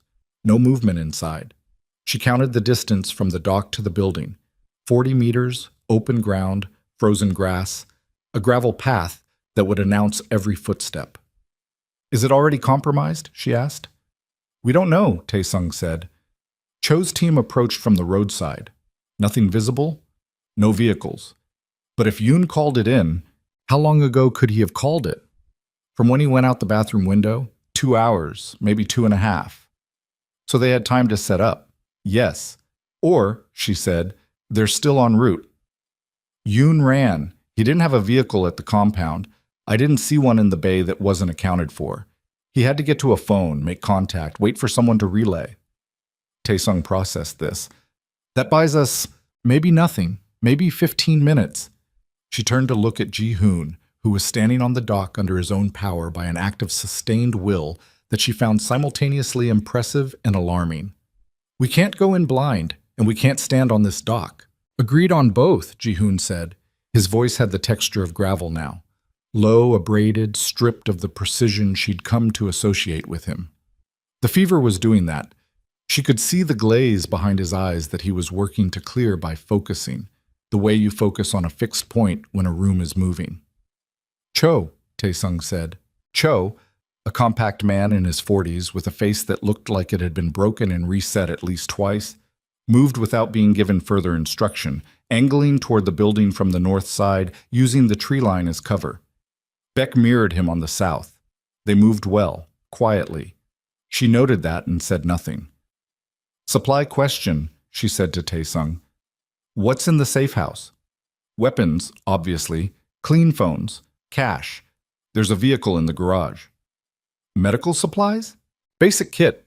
Maybe more, I don't know what rotation left." "He needs antibiotics," she said, low enough that Ji-hoon could hear, but presented as clinical fact rather than alarm. "The fever is over 102. The wound site is showing early signs of infection, and the torn suture needs to be properly closed. If I can get him stabilized for 6 hours..." "We may not have 6 hours," Tae-sung said. "4 then." "We may not..." "Tae-sung." Her voice was quiet and flat. "I am telling you what his body requires. You tell me what the situation allows. We negotiate from there." He looked at her, then at Ji-hoon. Ji-hoon, who had been listening to this exchange about his own body with an expression that suggested he found it both necessary and faintly undignified, gave Tae-sung a single short nod. Tae-sung's radio clicked twice. Cho's signal. Building clear. "Move," Tae-sung said. The safe house smelled like closed air and gun oil. She got Ji-hoon through the door and onto the couch in the main room while Tae-sung and Baek did a proper sweep. Cho covered the dock-facing window. She found the medical kit under the kitchen sink. Better stocked than she'd feared, not as good as she needed. Antibiotics, yes. Surgical thread. Saline. Gauze. A blood pressure cuff that read numbers she didn't share with anyone. She worked fast. She'd gotten good at fast. 6 years of trauma medicine had compressed her sense of what was possible in a short amount of time. How much intervention you could pack into 90 seconds, how much you could assess with your hands in 30. She cleaned the wound site, which made Ji-hoon's jaw go hard and his breathing go short, and she reseated the torn suture with the focused economy of someone who had done this in worse conditions on worse surfaces. "You can make a sound," she said, threatening. "I won't report it." "I'm fine," he said. "You're not fine. You're functional. There's a difference." A pause. The needle. His breathing, measured and deliberate. "You always make that distinction," he said. "Yes. Fine and functional. Most people confuse them," she said. "Fine is a feeling. Functional is a condition. You can be one without the other." She tied off the suture. "You've been functional for years. I'm not sure when you were last fine." He was quiet for a moment. "That's—" He paused. "Accurate." She pressed a clean dressing over the site and taped it. His temperature read 103 under her palm. She didn't need the thermometer anymore. She was reading it through his skin. She pushed fluids into the IV she'd managed to set with a bag from the kit and started the antibiotics, and then she sat back on her heels on the floor beside the couch and looked at him and let herself, for the first time in hours, actually look at him. He looked like a man at the edge of his available resources. She understood the feeling precisely. "The drive," she said. His eyes found hers. "The vault on Michigan Avenue. I need to know everything about the access protocol. Not just what you told me on the boat. All of it. Floor layout if you know it. Staff pattern if you've been there. Security measures." She held up the key. "Because if something happens to you before this ends, I need to be able to get in there alone." He studied her for a long moment. Outside, the wind off the lake moved through the bare trees, and the windows creaked with it. Somewhere in the building, Tae-sung was talking in low, rapid Korean on one of the clean phones. "You'd go in alone," Ji-hoon said. "If I had to. To recover evidence against a federal prosecutor. For a man you met 4 days ago on a train. I recovered it for the 34-year-old who came into my trauma bay with 2 rounds in him last year," she said, "and the 17-year-old with the kitchen knife wound the week before that, and every other person in this city who is living inside the consequences of a system that has people like that prosecutor in it." She met his eyes steadily. "You're a complicated case, Ji-hoon. You're not exactly a victim and you're not exactly innocent. But the prosecutor and the Dragon Crown are running a protection racket on a federal level, and people die because of it every day who never made any of the choices you made." She paused. "So, yes, I'd go in alone." He held her gaze for a moment that had weight to it. Then he told her everything she'd asked for. Tae-sung came into the room at the end of it with the expression she'd learned to read as the situation has changed and not in a direction anyone is going to like. "What?" she said before he could open his mouth. "I made contact with 2 of our people who weren't at the compound tonight." He sat down in the chair across from the couch, forward-leaning, elbows on knees. "They've been running independent surveillance on Dragon Crown for the past 72 hours. Off-grid. Ji-hoon's standing order for a situation like this." He looked at Ji-hoon. "Choi Min-seok is moving." The name. She'd heard it before. Not here, but in the outline of what she'd been told. The boss of the Dragon Crown. The top of the organization that had been trying to kill Ji-hoon for 4 months. "Moving where?" Ji-hoon said. "He's coming in personally." Tae-sung's voice was very flat. "He flew in from New York 2 hours ago. He's in Chicago now. Our people tracked him to a location on the south waterfront, an old shipping terminal off the industrial canal. He's coordinating the final push himself," Ji-hoon said. "That's what it looks like. He brought 12 men off the plane. He's got more locally." A pause. "He's also meeting with someone." "Who?" "Our people got partial surveillance. They couldn't confirm identity, but the vehicle that arrived, the plates traced to a security service known to operate for certain federal—" "The prosecutor," Zuri said. Tae-sung looked at her. "It's unconfirmed." "It's the only person it makes sense to be," she said. "Min-seok is trying to close this tonight. The prosecutor knows that as long as the evidence exists, so does his exposure. They're coordinating the final move." She looked at Ji-hoon. "They think you're running. They think the compound assault scattered you. They think you're wounded and disorganized and that tonight is the easiest window they'll ever have." Ji-hoon said nothing. He was looking at the ceiling with the expression of a man performing a calculation he hadn't yet finished. "Hyung," Taesung said quietly. We have 9 men total, including the 2 who just made contact, against at least 20, probably more, in a location they control. He let that sit. If you're thinking what I think you're thinking, I'm thinking, Ji-hoon said, that they're right. Tonight is their best window. He brought his gaze down from the ceiling, and it landed with the particular weight it always landed with. Precise, total, a little bit frightening. Which means it's also ours. The room was very quiet. You can't, Taesung said. I can't stay here either. Ji-hoon pushed himself upright on the couch. Slowly, the sutures holding, the IV line pulling taut until Zuri reached up and adjusted it. If they know this location, we have minutes, not hours. And if Min Seok and the prosecutor are together in one location right now, that is not a circumstance that repeats itself. He looked at Taesung directly. You know that. Taesung's jaw worked. He looked at his hands. He looked at the floor. He was doing the arithmetic that Zuri had watched him do since she'd met him. The arithmetic of loyalty against probability, of what he'd been willing to accept versus what the situation was now asking him to accept. The drive, Taesung said finally, looking at Zuri. I know where it is, she said. If Ji-hoon goes to that terminal, I know, she said. Someone needs to get to Michigan Avenue before any of this happens. If something goes wrong at the terminal and we lose the evidence, I know, Taesung. He looked at her for a moment, then at Ji-hoon. The look that passed between the 2 men was the kind that happened only between people who had, over years, developed a language that didn't require words. Take Baek, Ji-hoon said to her. He knows Chicago. He'll get you to Michigan Avenue and wait. And then? Then you wait for my call on the clean phone.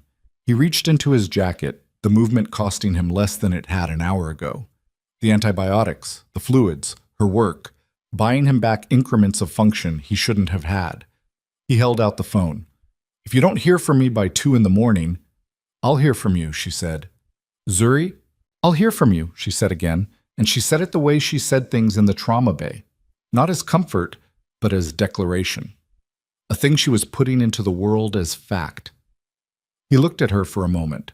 Something moved across his face, something genuine and unguarded that she was becoming able to recognize now, the small seismic events that happened under the controlled surface.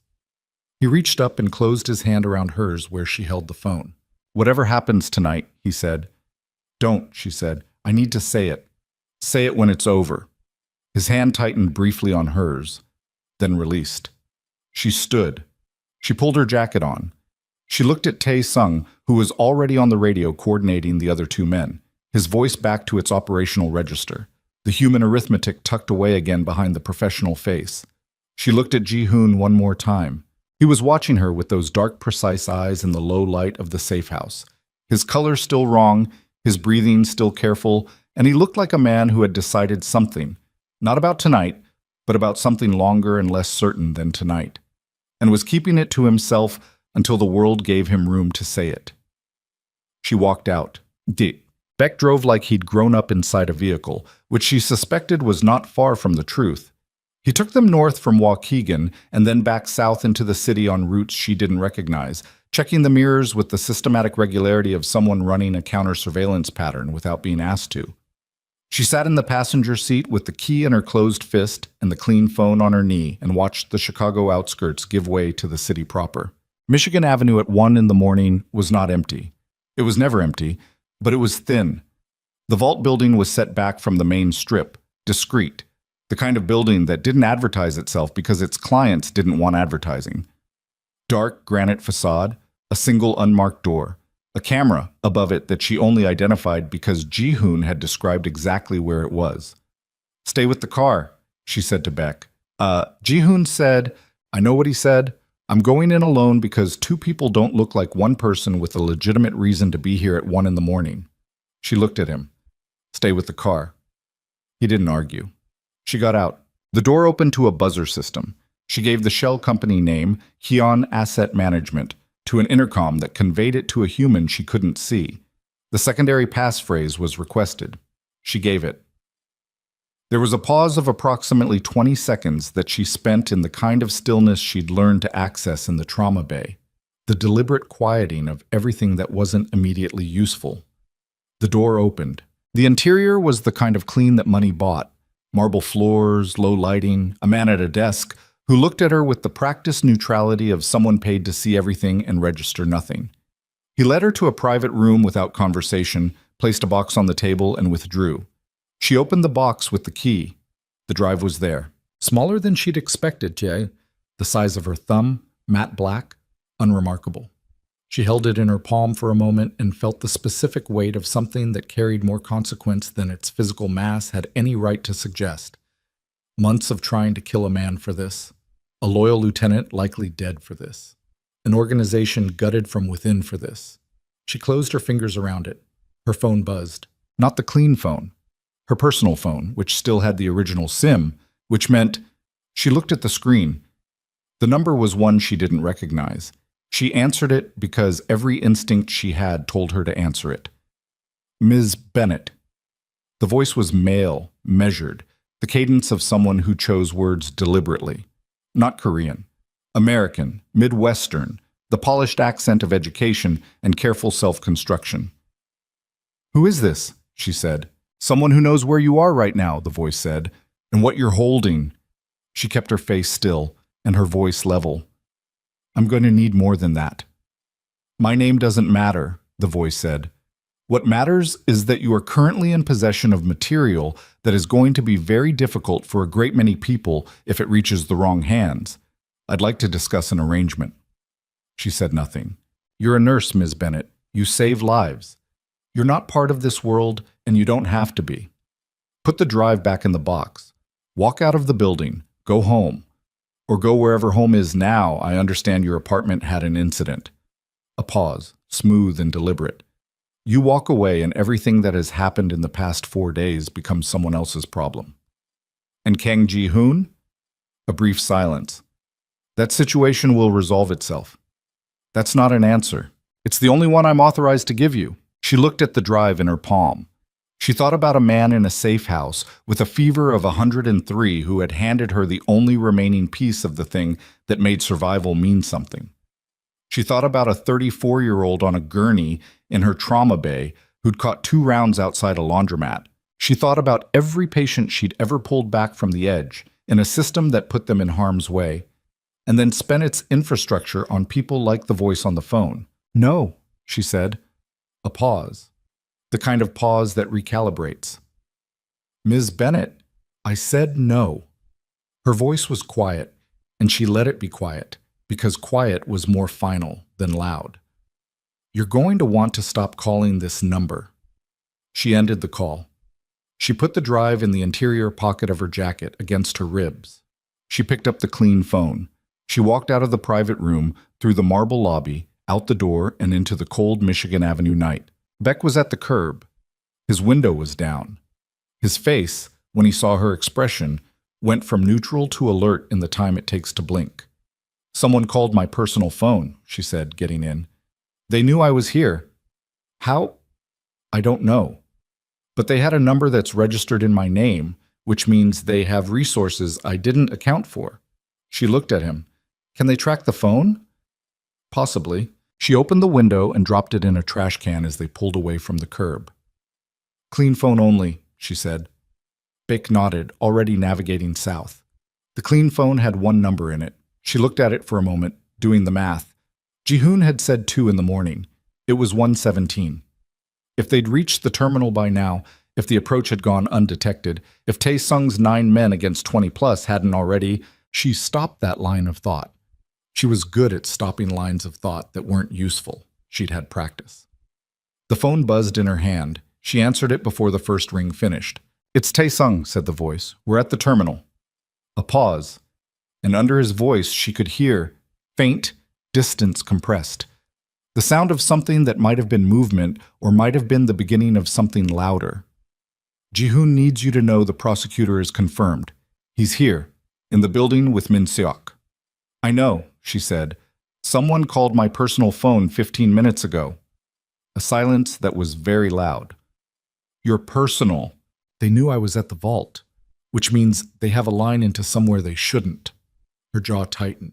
Is Ji-hoon with you? He's at the south entry. We go in 3 minutes. Tae-sung, I know. He is not physically capable of.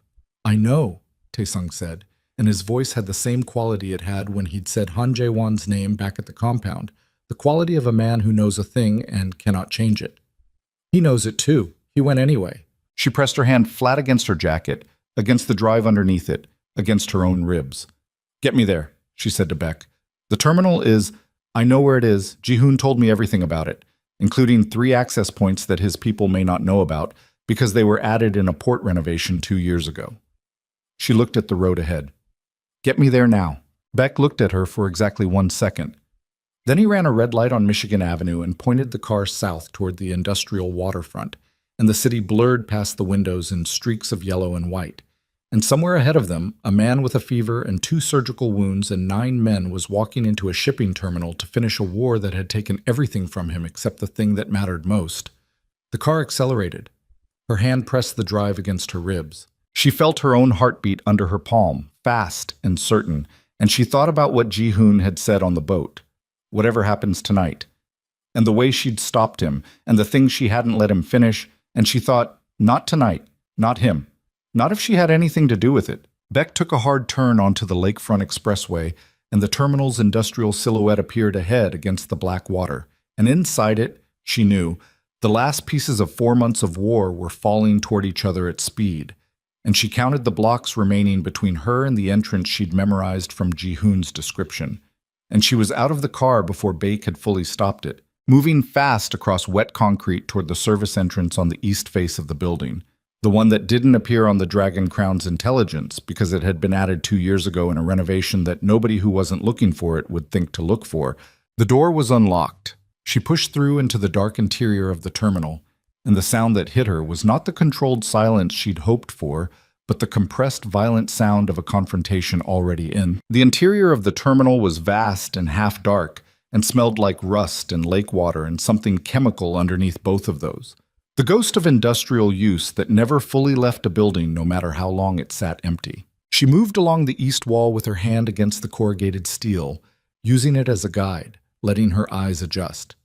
The sound ahead of her was specific and terrible. Not the chaos of a full firefight, but the compressed violence of close-quarters confrontation, bodies moving fast in a confined space, the sharp impacts of people doing serious damage to each other at short range. She'd heard versions of it before. Not often. Enough. She counted the seconds it took her eyes to pull shapes from the dark. 40 feet ahead, the terminal opened into its main floor. A cavernous space with a concrete floor stained by decades of cargo traffic, the ceiling lost somewhere in the darkness above structural steel beams. Crates, old equipment, the rusted hulks of loading machinery arranged in a geography that created corridors and blind spots and the particular tactical landscape of a place that had never been designed for what was currently happening in it. She found the first of Ji-hoon's men by nearly tripping over him. He was on the ground conscious, one hand pressed to his thigh. She dropped beside him. 2 seconds, no more. How bad, she said. Through and through, he said in accented English. I can move. Where is Ji-hoon? He pointed. North section, deeper into the terminal. Toward the raised supervisor's platform she could see as a dark shape against darker dark. She moved. She stayed low and she stayed against surfaces and she moved the way she moved through a trauma bay in a crisis.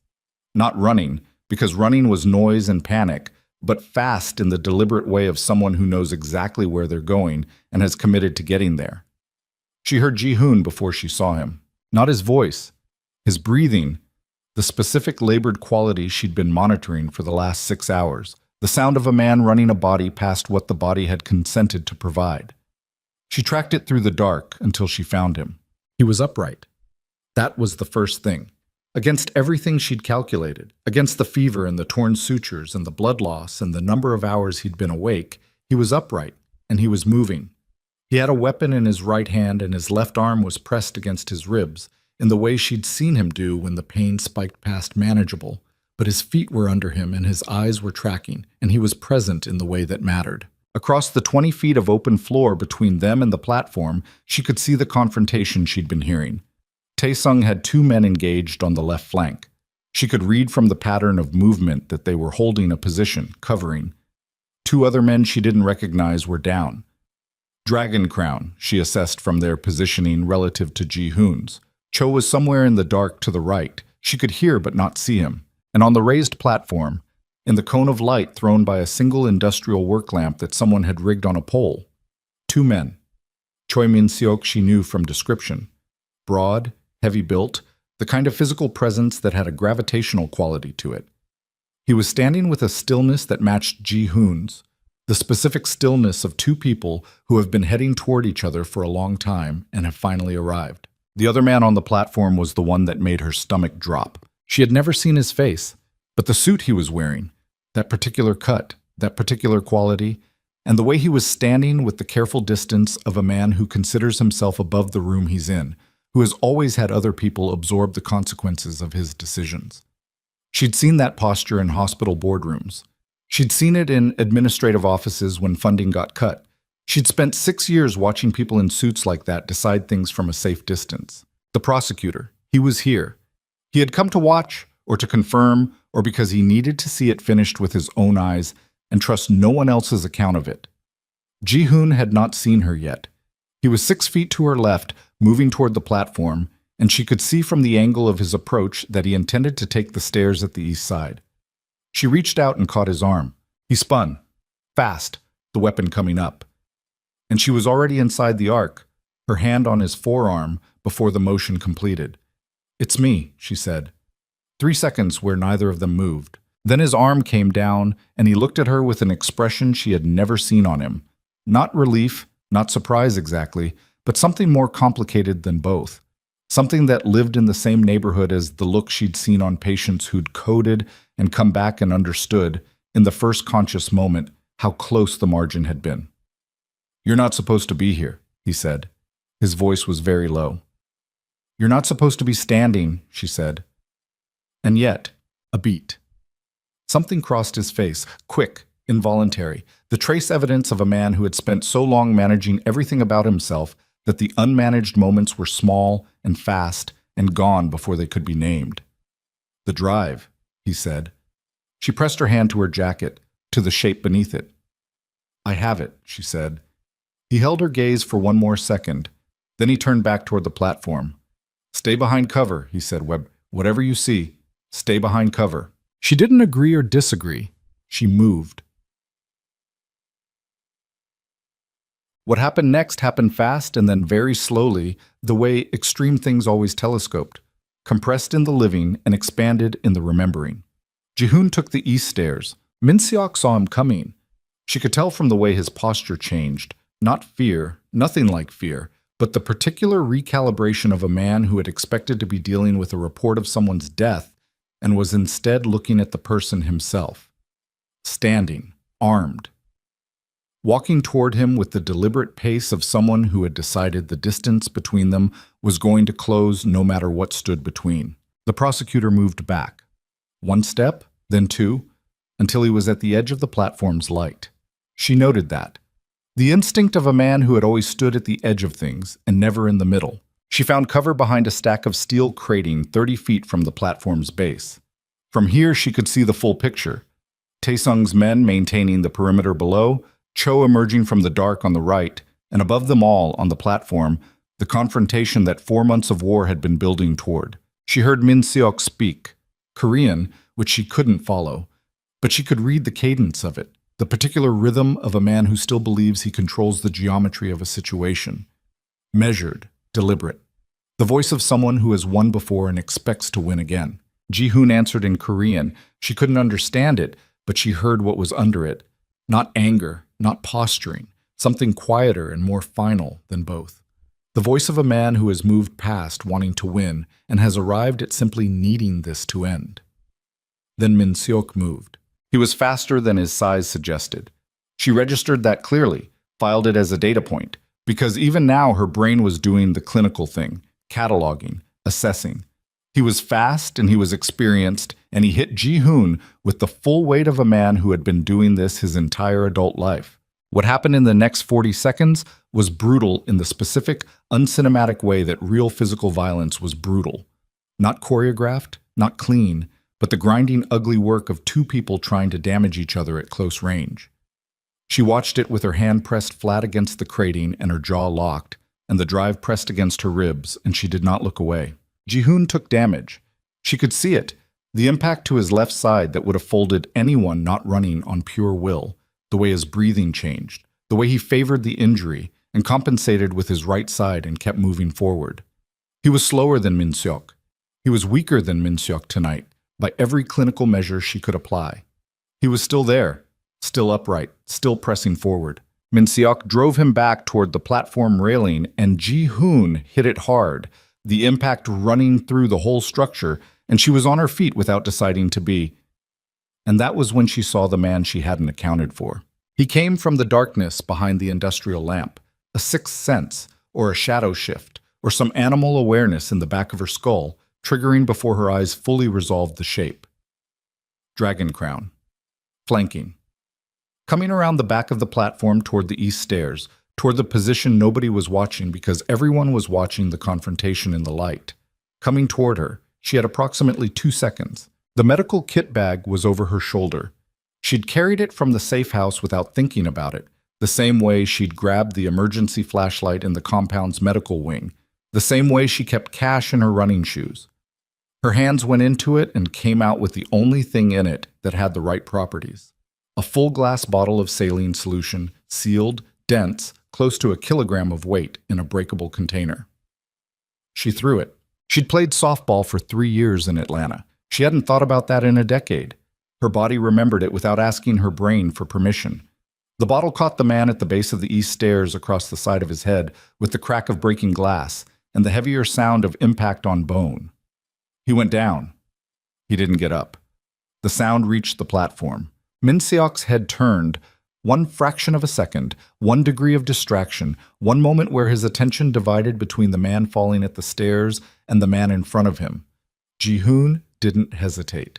She'd wondered in the abstract over the past 4 days, beneath the clinical assessment and the quarantine of irrelevant emotion, what kind of man Kang Ji-hoon actually was.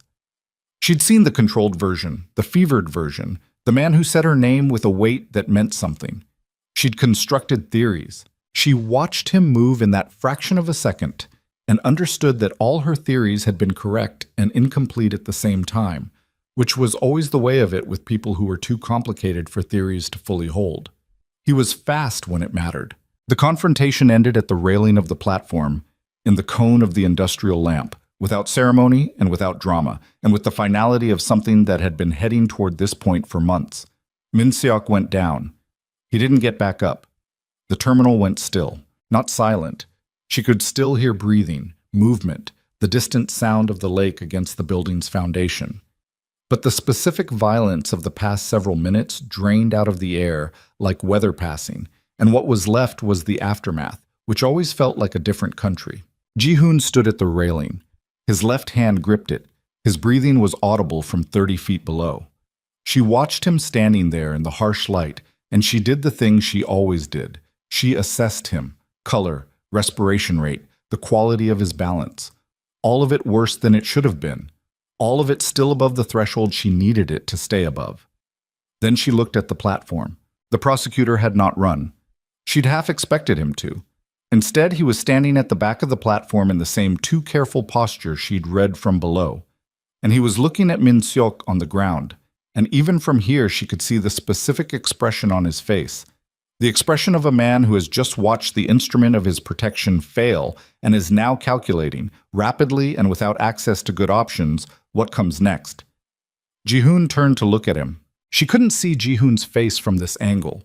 She didn't need to. She reached into her jacket, her fingers closed around the drive. She walked to the east stairs, and she climbed them. Taesung called it in at 2:47 in the morning, not CPD, a federal contact he'd been maintaining independently, someone who existed outside the compromised channels, who received the drive's contents via encrypted transfer and the prosecutor's confirmation of location via a source Zuri never got the full details of and didn't press for. The arrest happened at 4:12 a.m. in the lobby of a hotel on East Wacker, before the man had managed to reach the flight he'd booked under a secondary identification. She found out about the arrest later. That night, she was occupied with other things. Ji-hoon made it off the platform and down the east stairs into the terminal floor, and then his body presented its accounting. She'd been waiting for it, the moment when everything he'd been spending caught up to the balance. He sat down on the concrete floor because his legs made the decision without consulting him, and she was there, and she put her hands on him with the same focused economy she'd used for 4 days, checking, assessing, deciding what could wait and what couldn't. The sutures had held. She'd done good work. But the fever had climbed again during the exertion, the antibiotics not yet fully in control, and his blood pressure was telling her a number she responded to by flagging Tae-sung for immediate transport. "Hospital," she said. "No, not a negotiation." She kept her hands on him, one at his pulse, one at his side. "An actual hospital, with an actual surgical team and an actual ICU, if it comes to that. You've been running a critical infection for 6 hours on field treatment. You're done running it that way." He looked at her from the concrete floor with the expression she'd seen in glimpses throughout.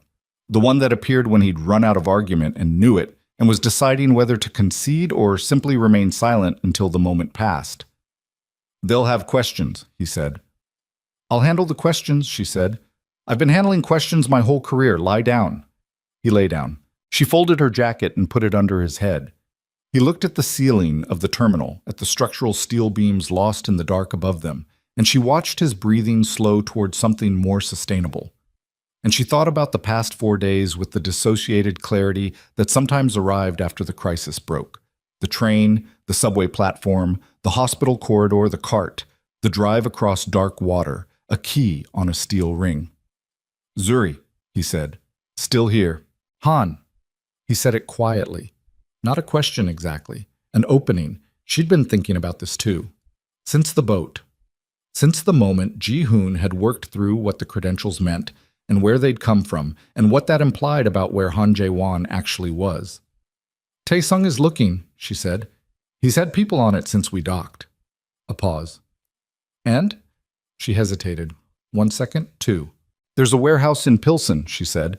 "Tae-sung got a location from one of the Dragon Crown men in the terminal. Cho is on his way there now." She paused. "He was alive as of 6 hours ago. That's confirmed." Ji-hoon closed his eyes. The movement was not relief. Not exactly. It was the specific exhale of a man releasing a weight he'd been carrying without knowing whether he had the right to release it. The weight of not knowing. "He was protecting you," she said. "When Yoon took his credentials, he didn't give them up willingly. You knew that. You said it on the boat." "I said it. I didn't let myself believe it until now." She kept her hand at his pulse. "You can believe it now." The sirens Tae-sung had called were still 5 minutes out. Around them, the terminal settled into its aftermath. The men who were standing, the men who were down being attended to, the particular silence of a space where something enormous had just finished. She looked around at it and thought about the compound on the lake, the medical wing she'd turned into a trap, the boat on the black water, the vault on Michigan Avenue. She thought about the moment she'd pressed the trigger. She had saved lives her entire career. That was specific, and it was clean, and she understood it. What she'd done in the compound's medical wing was not the same thing. It was the same instinct operating in a different context, producing a different kind of result, and she'd known that when she did it, and she'd done it anyway. She wasn't going to pretend that didn't sit in her in a complicated way. It did. It was going to for a long time. But she also wasn't going to pretend she would have made a different choice. That was a new thing to know about herself. She filed it in the same drawer as a lot of other things she'd learned in the past 4 days, in the company of a man who was currently lying on a concrete floor with her jacket under his head, and she thought about what honesty required of her, and decided that honesty could wait until the ambulance arrived. He was admitted under a name that wasn't his, to a hospital on the north side where the attending physician asked 3 pointed questions that Zuri answered with the combined authority of her nursing credentials, her clinical composure, and the specific expression she'd perfected over 6 years of advocating for patients in systems that didn't want to be complicated. He was in surgery for 2 hours. She waited. Tae-sung arrived in the hospital at 6 in the morning with 2 pieces of information. The first was that Han Jae-won was alive, injured, dehydrated, 2 days in a Pilsen warehouse that she chose not to form too detailed a picture of, but alive and now in the care of people who were loyal to Ji-hoon in the particular way that loyalty held when it had been tested by something real. The second piece of information was that the federal arrest at the Wacker Hotel had triggered a cascade. Within 3 hours, the evidence on the drive had been received by 3 separate federal agencies via Tae-sung's contact, and the prosecutor's network of arrangements was beginning to surface the way these things surfaced, quickly and comprehensively, and with the specific energy of people in powerful positions trying to put distance between themselves and the person at the center of it. The Dragon Crown, without Min Seok and without their political protection, was already fracturing. These things move fast once they started. Tae-sung explained this to her in the hospital corridor in the tone of a man reporting operational outcomes, but underneath it she could hear the thing he wasn't performing, the particular exhaustion of someone who had been holding something enormous for too long and was only now beginning to feel the weight of having put it down. "Go home," she told him. "Sleep." He looked at her. "Where are you going?" She nodded toward the surgical ward. He was quiet for a moment. Then he said, with the care of a man choosing words precisely, "He's not an easy person. I know that." "He doesn't—" Tae-sung paused, tried again. "The people who stay in his life have needed to be very specific kinds of people." "What kind?" "The kind who don't leave when it gets complicated." He looked at her steadily. "And the kind he can't make leave by being difficult." She thought about a supply cart in a hospital corridor, about a boat on dark water, about a man handing her a key and a passphrase and not finishing the sentence he'd started with "whatever happens tonight." "Go home, Tae-sung," she said. He almost smiled. Almost. He nodded once, a slight, careful incline of the head that carried something more than its physical weight, and walked toward the elevator, and she watched him go. Ji-hoon was out of surgery at 9:14 and in recovery by 10. She found the room, and she sat in the chair beside the bed, and she stayed there while the morning built itself outside the window, the February light coming in thin and gray over Chicago's north side, the hospital sounds doing their particular version of ordinary all around her, the monitors producing their steady green evidence of a body that had been through considerable and was still, against reasonable odds, persisting. He woke at 11:40. She was still there. He looked at her for a moment with the slow focus of someone returning from anesthesia, and she watched him orient, ceiling, window, monitors, her. The sequence of a man cataloging his environment before he said anything, even now, even coming out of surgery. "You stayed," he said. His voice was stripped to nothing, the hoarseness of the tube. "Yes." "You didn't have to." "I know." He looked at her. The morning light was better now, the sun having made some headway through the February overcast, and in it his face looked different than it had looked in the dark of the compound, the medical wing, the terminal. More specific, more human. "Han is alive," she said. His eyes closed, opened. "Tae-sung told me." "The prosecutor is in federal custody. The evidence has been received." She kept her voice even. "It's done." He looked at the window for a long moment. The light on the lake was beginning somewhere beyond the building she could see, the first real light of a day that had taken an enormous amount to arrive at. "The car," he said. She didn't understand at first. Then she did. From the outline, from what she knew was supposed to come next in whatever version of this story he'd been carrying in his head. The car that would take her anywhere she wanted, the end of obligation, the formal release. "Is there a car?" she asked. "There can be, if you want one." He turned his head on the pillow to look at her directly. His eyes were the same as they'd always been. Dark, precise, missing nothing. Only now there was less in them that was hidden, and the things that were visible were more specific. "You can go anywhere. You kept your end of everything you never agreed to be part of. No one would—" "Stop telling me what I can do," she said. "I know what I can do." He held her gaze. "What do you want to do?" he said. Quiet. The real question. She looked at him, at this man who was not simple and was not safe, and was not the uncomplicated kind of person a life could be built around without significant cost. And she knew all of that, had known most of it since the second night when Tae-sung had said the words, "Black Tiger Syndicate," and she'd understood with the full clarity of an intelligent woman exactly what she'd walked into. She also knew that he had handed her a key on a boat in the dark and trusted her with the only thing he hadn't been able to protect himself. She knew that he'd set her name in a hospital corridor with a weight that had landed somewhere below her sternum and hadn't left. She knew that she had spent 4 days in the most extreme circumstances she'd ever encountered and had discovered, in the middle of them. Not her limits, but their absence. The thing you only find out about yourself when everything else has been stripped away, and what remains is what you actually are. She reached out and put her hand over his. Not the clinical hold, not fingers on a pulse point, not pressure on a wound, just her hand on his hand, on top of the white hospital blanket, in the morning light. "I haven't taken a day off in 4 months," she said. He looked at her hand, then at her face. "The hospital is going to have questions," she said, "about where I've been, about my apartment, about a supply cart that apparently took out a man in a hospital corridor a few days ago." She paused. "I'm going to have to be very creative." Something happened in his face. The ghost she'd seen before, the trace evidence of a man who had once known how to do something with his face other than control it, returned, and this time it stayed longer. "I'm good at creative," she said. "I've noticed," he said. She left her hand where it was. He turned his hand over under hers slowly, and his fingers closed around hers and stayed there, warm and certain, the grip of someone who had decided to hold something carefully because it mattered, and not because it was required. Outside the window, the February sky was doing something it rarely did in Chicago in winter. The overcast was breaking, not dramatically, not in the way of movies with sudden shafts of golden light and transformation declared from above. Just the slow retreat of gray, the tentative arrival of blue, the specific quality of light that meant the worst of the cold had passed its peak, and the world was, by increments, beginning to reconsider. She watched it. He watched her watch it. The monitors ran their steady evidence. The hospital went about its business. Somewhere across the city, in federal holding, a prosecutor was answering questions he had spent 18 months ensuring would never be asked. Somewhere in a Northside apartment, Tai-sung was finally sleeping.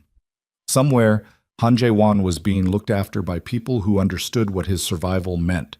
The war was over. Not cleanly, not without cost. The cost was specific and real, and some of it would never be fully calculated. The lives that had bent toward this without choosing to, the years that Han Jae-won had spent inside a loyalty that had nearly killed him, the particular damage done to people who had been in the radius of other people's power and had not had the option to step away. She held all of that. She didn't set it down or simplify it. She also held his hand. The blue kept coming in at the edges of the window, the gray receding in the way of things that have been holding too long and have finally reached their limit. She felt the morning on her face and felt his pulse under her fingers and thought about a subway train at 11:47 at night and a stranger in a black cashmere coat who had said stop apologizing in a way that had landed somewhere below her clavicle and stayed. "Ji-hoon," she said. "Yes." "When you're cleared for discharge." He waited. "I want to see the lake," she said. "The real one. Not from inside a compound."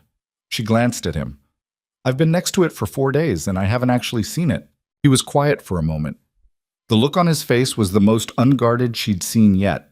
No performance, no management, no controlled surface.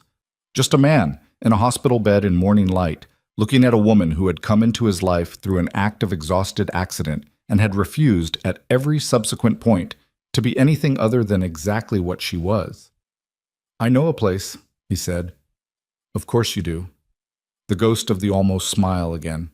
This time it made it all the way. She turned back to the window and let the morning come in, and he held her hand, and neither of them said anything else for a while, because some things that have been through fire don't need to be explained.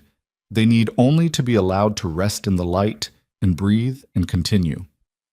The waiting car, whenever it came, would drive away without her. She had already decided that. She had decided it on a subway platform, standing longer than she needed to, watching a train disappear into a tunnel and not quite knowing yet what she was deciding. Now she knew. It was enough. Pi Diam.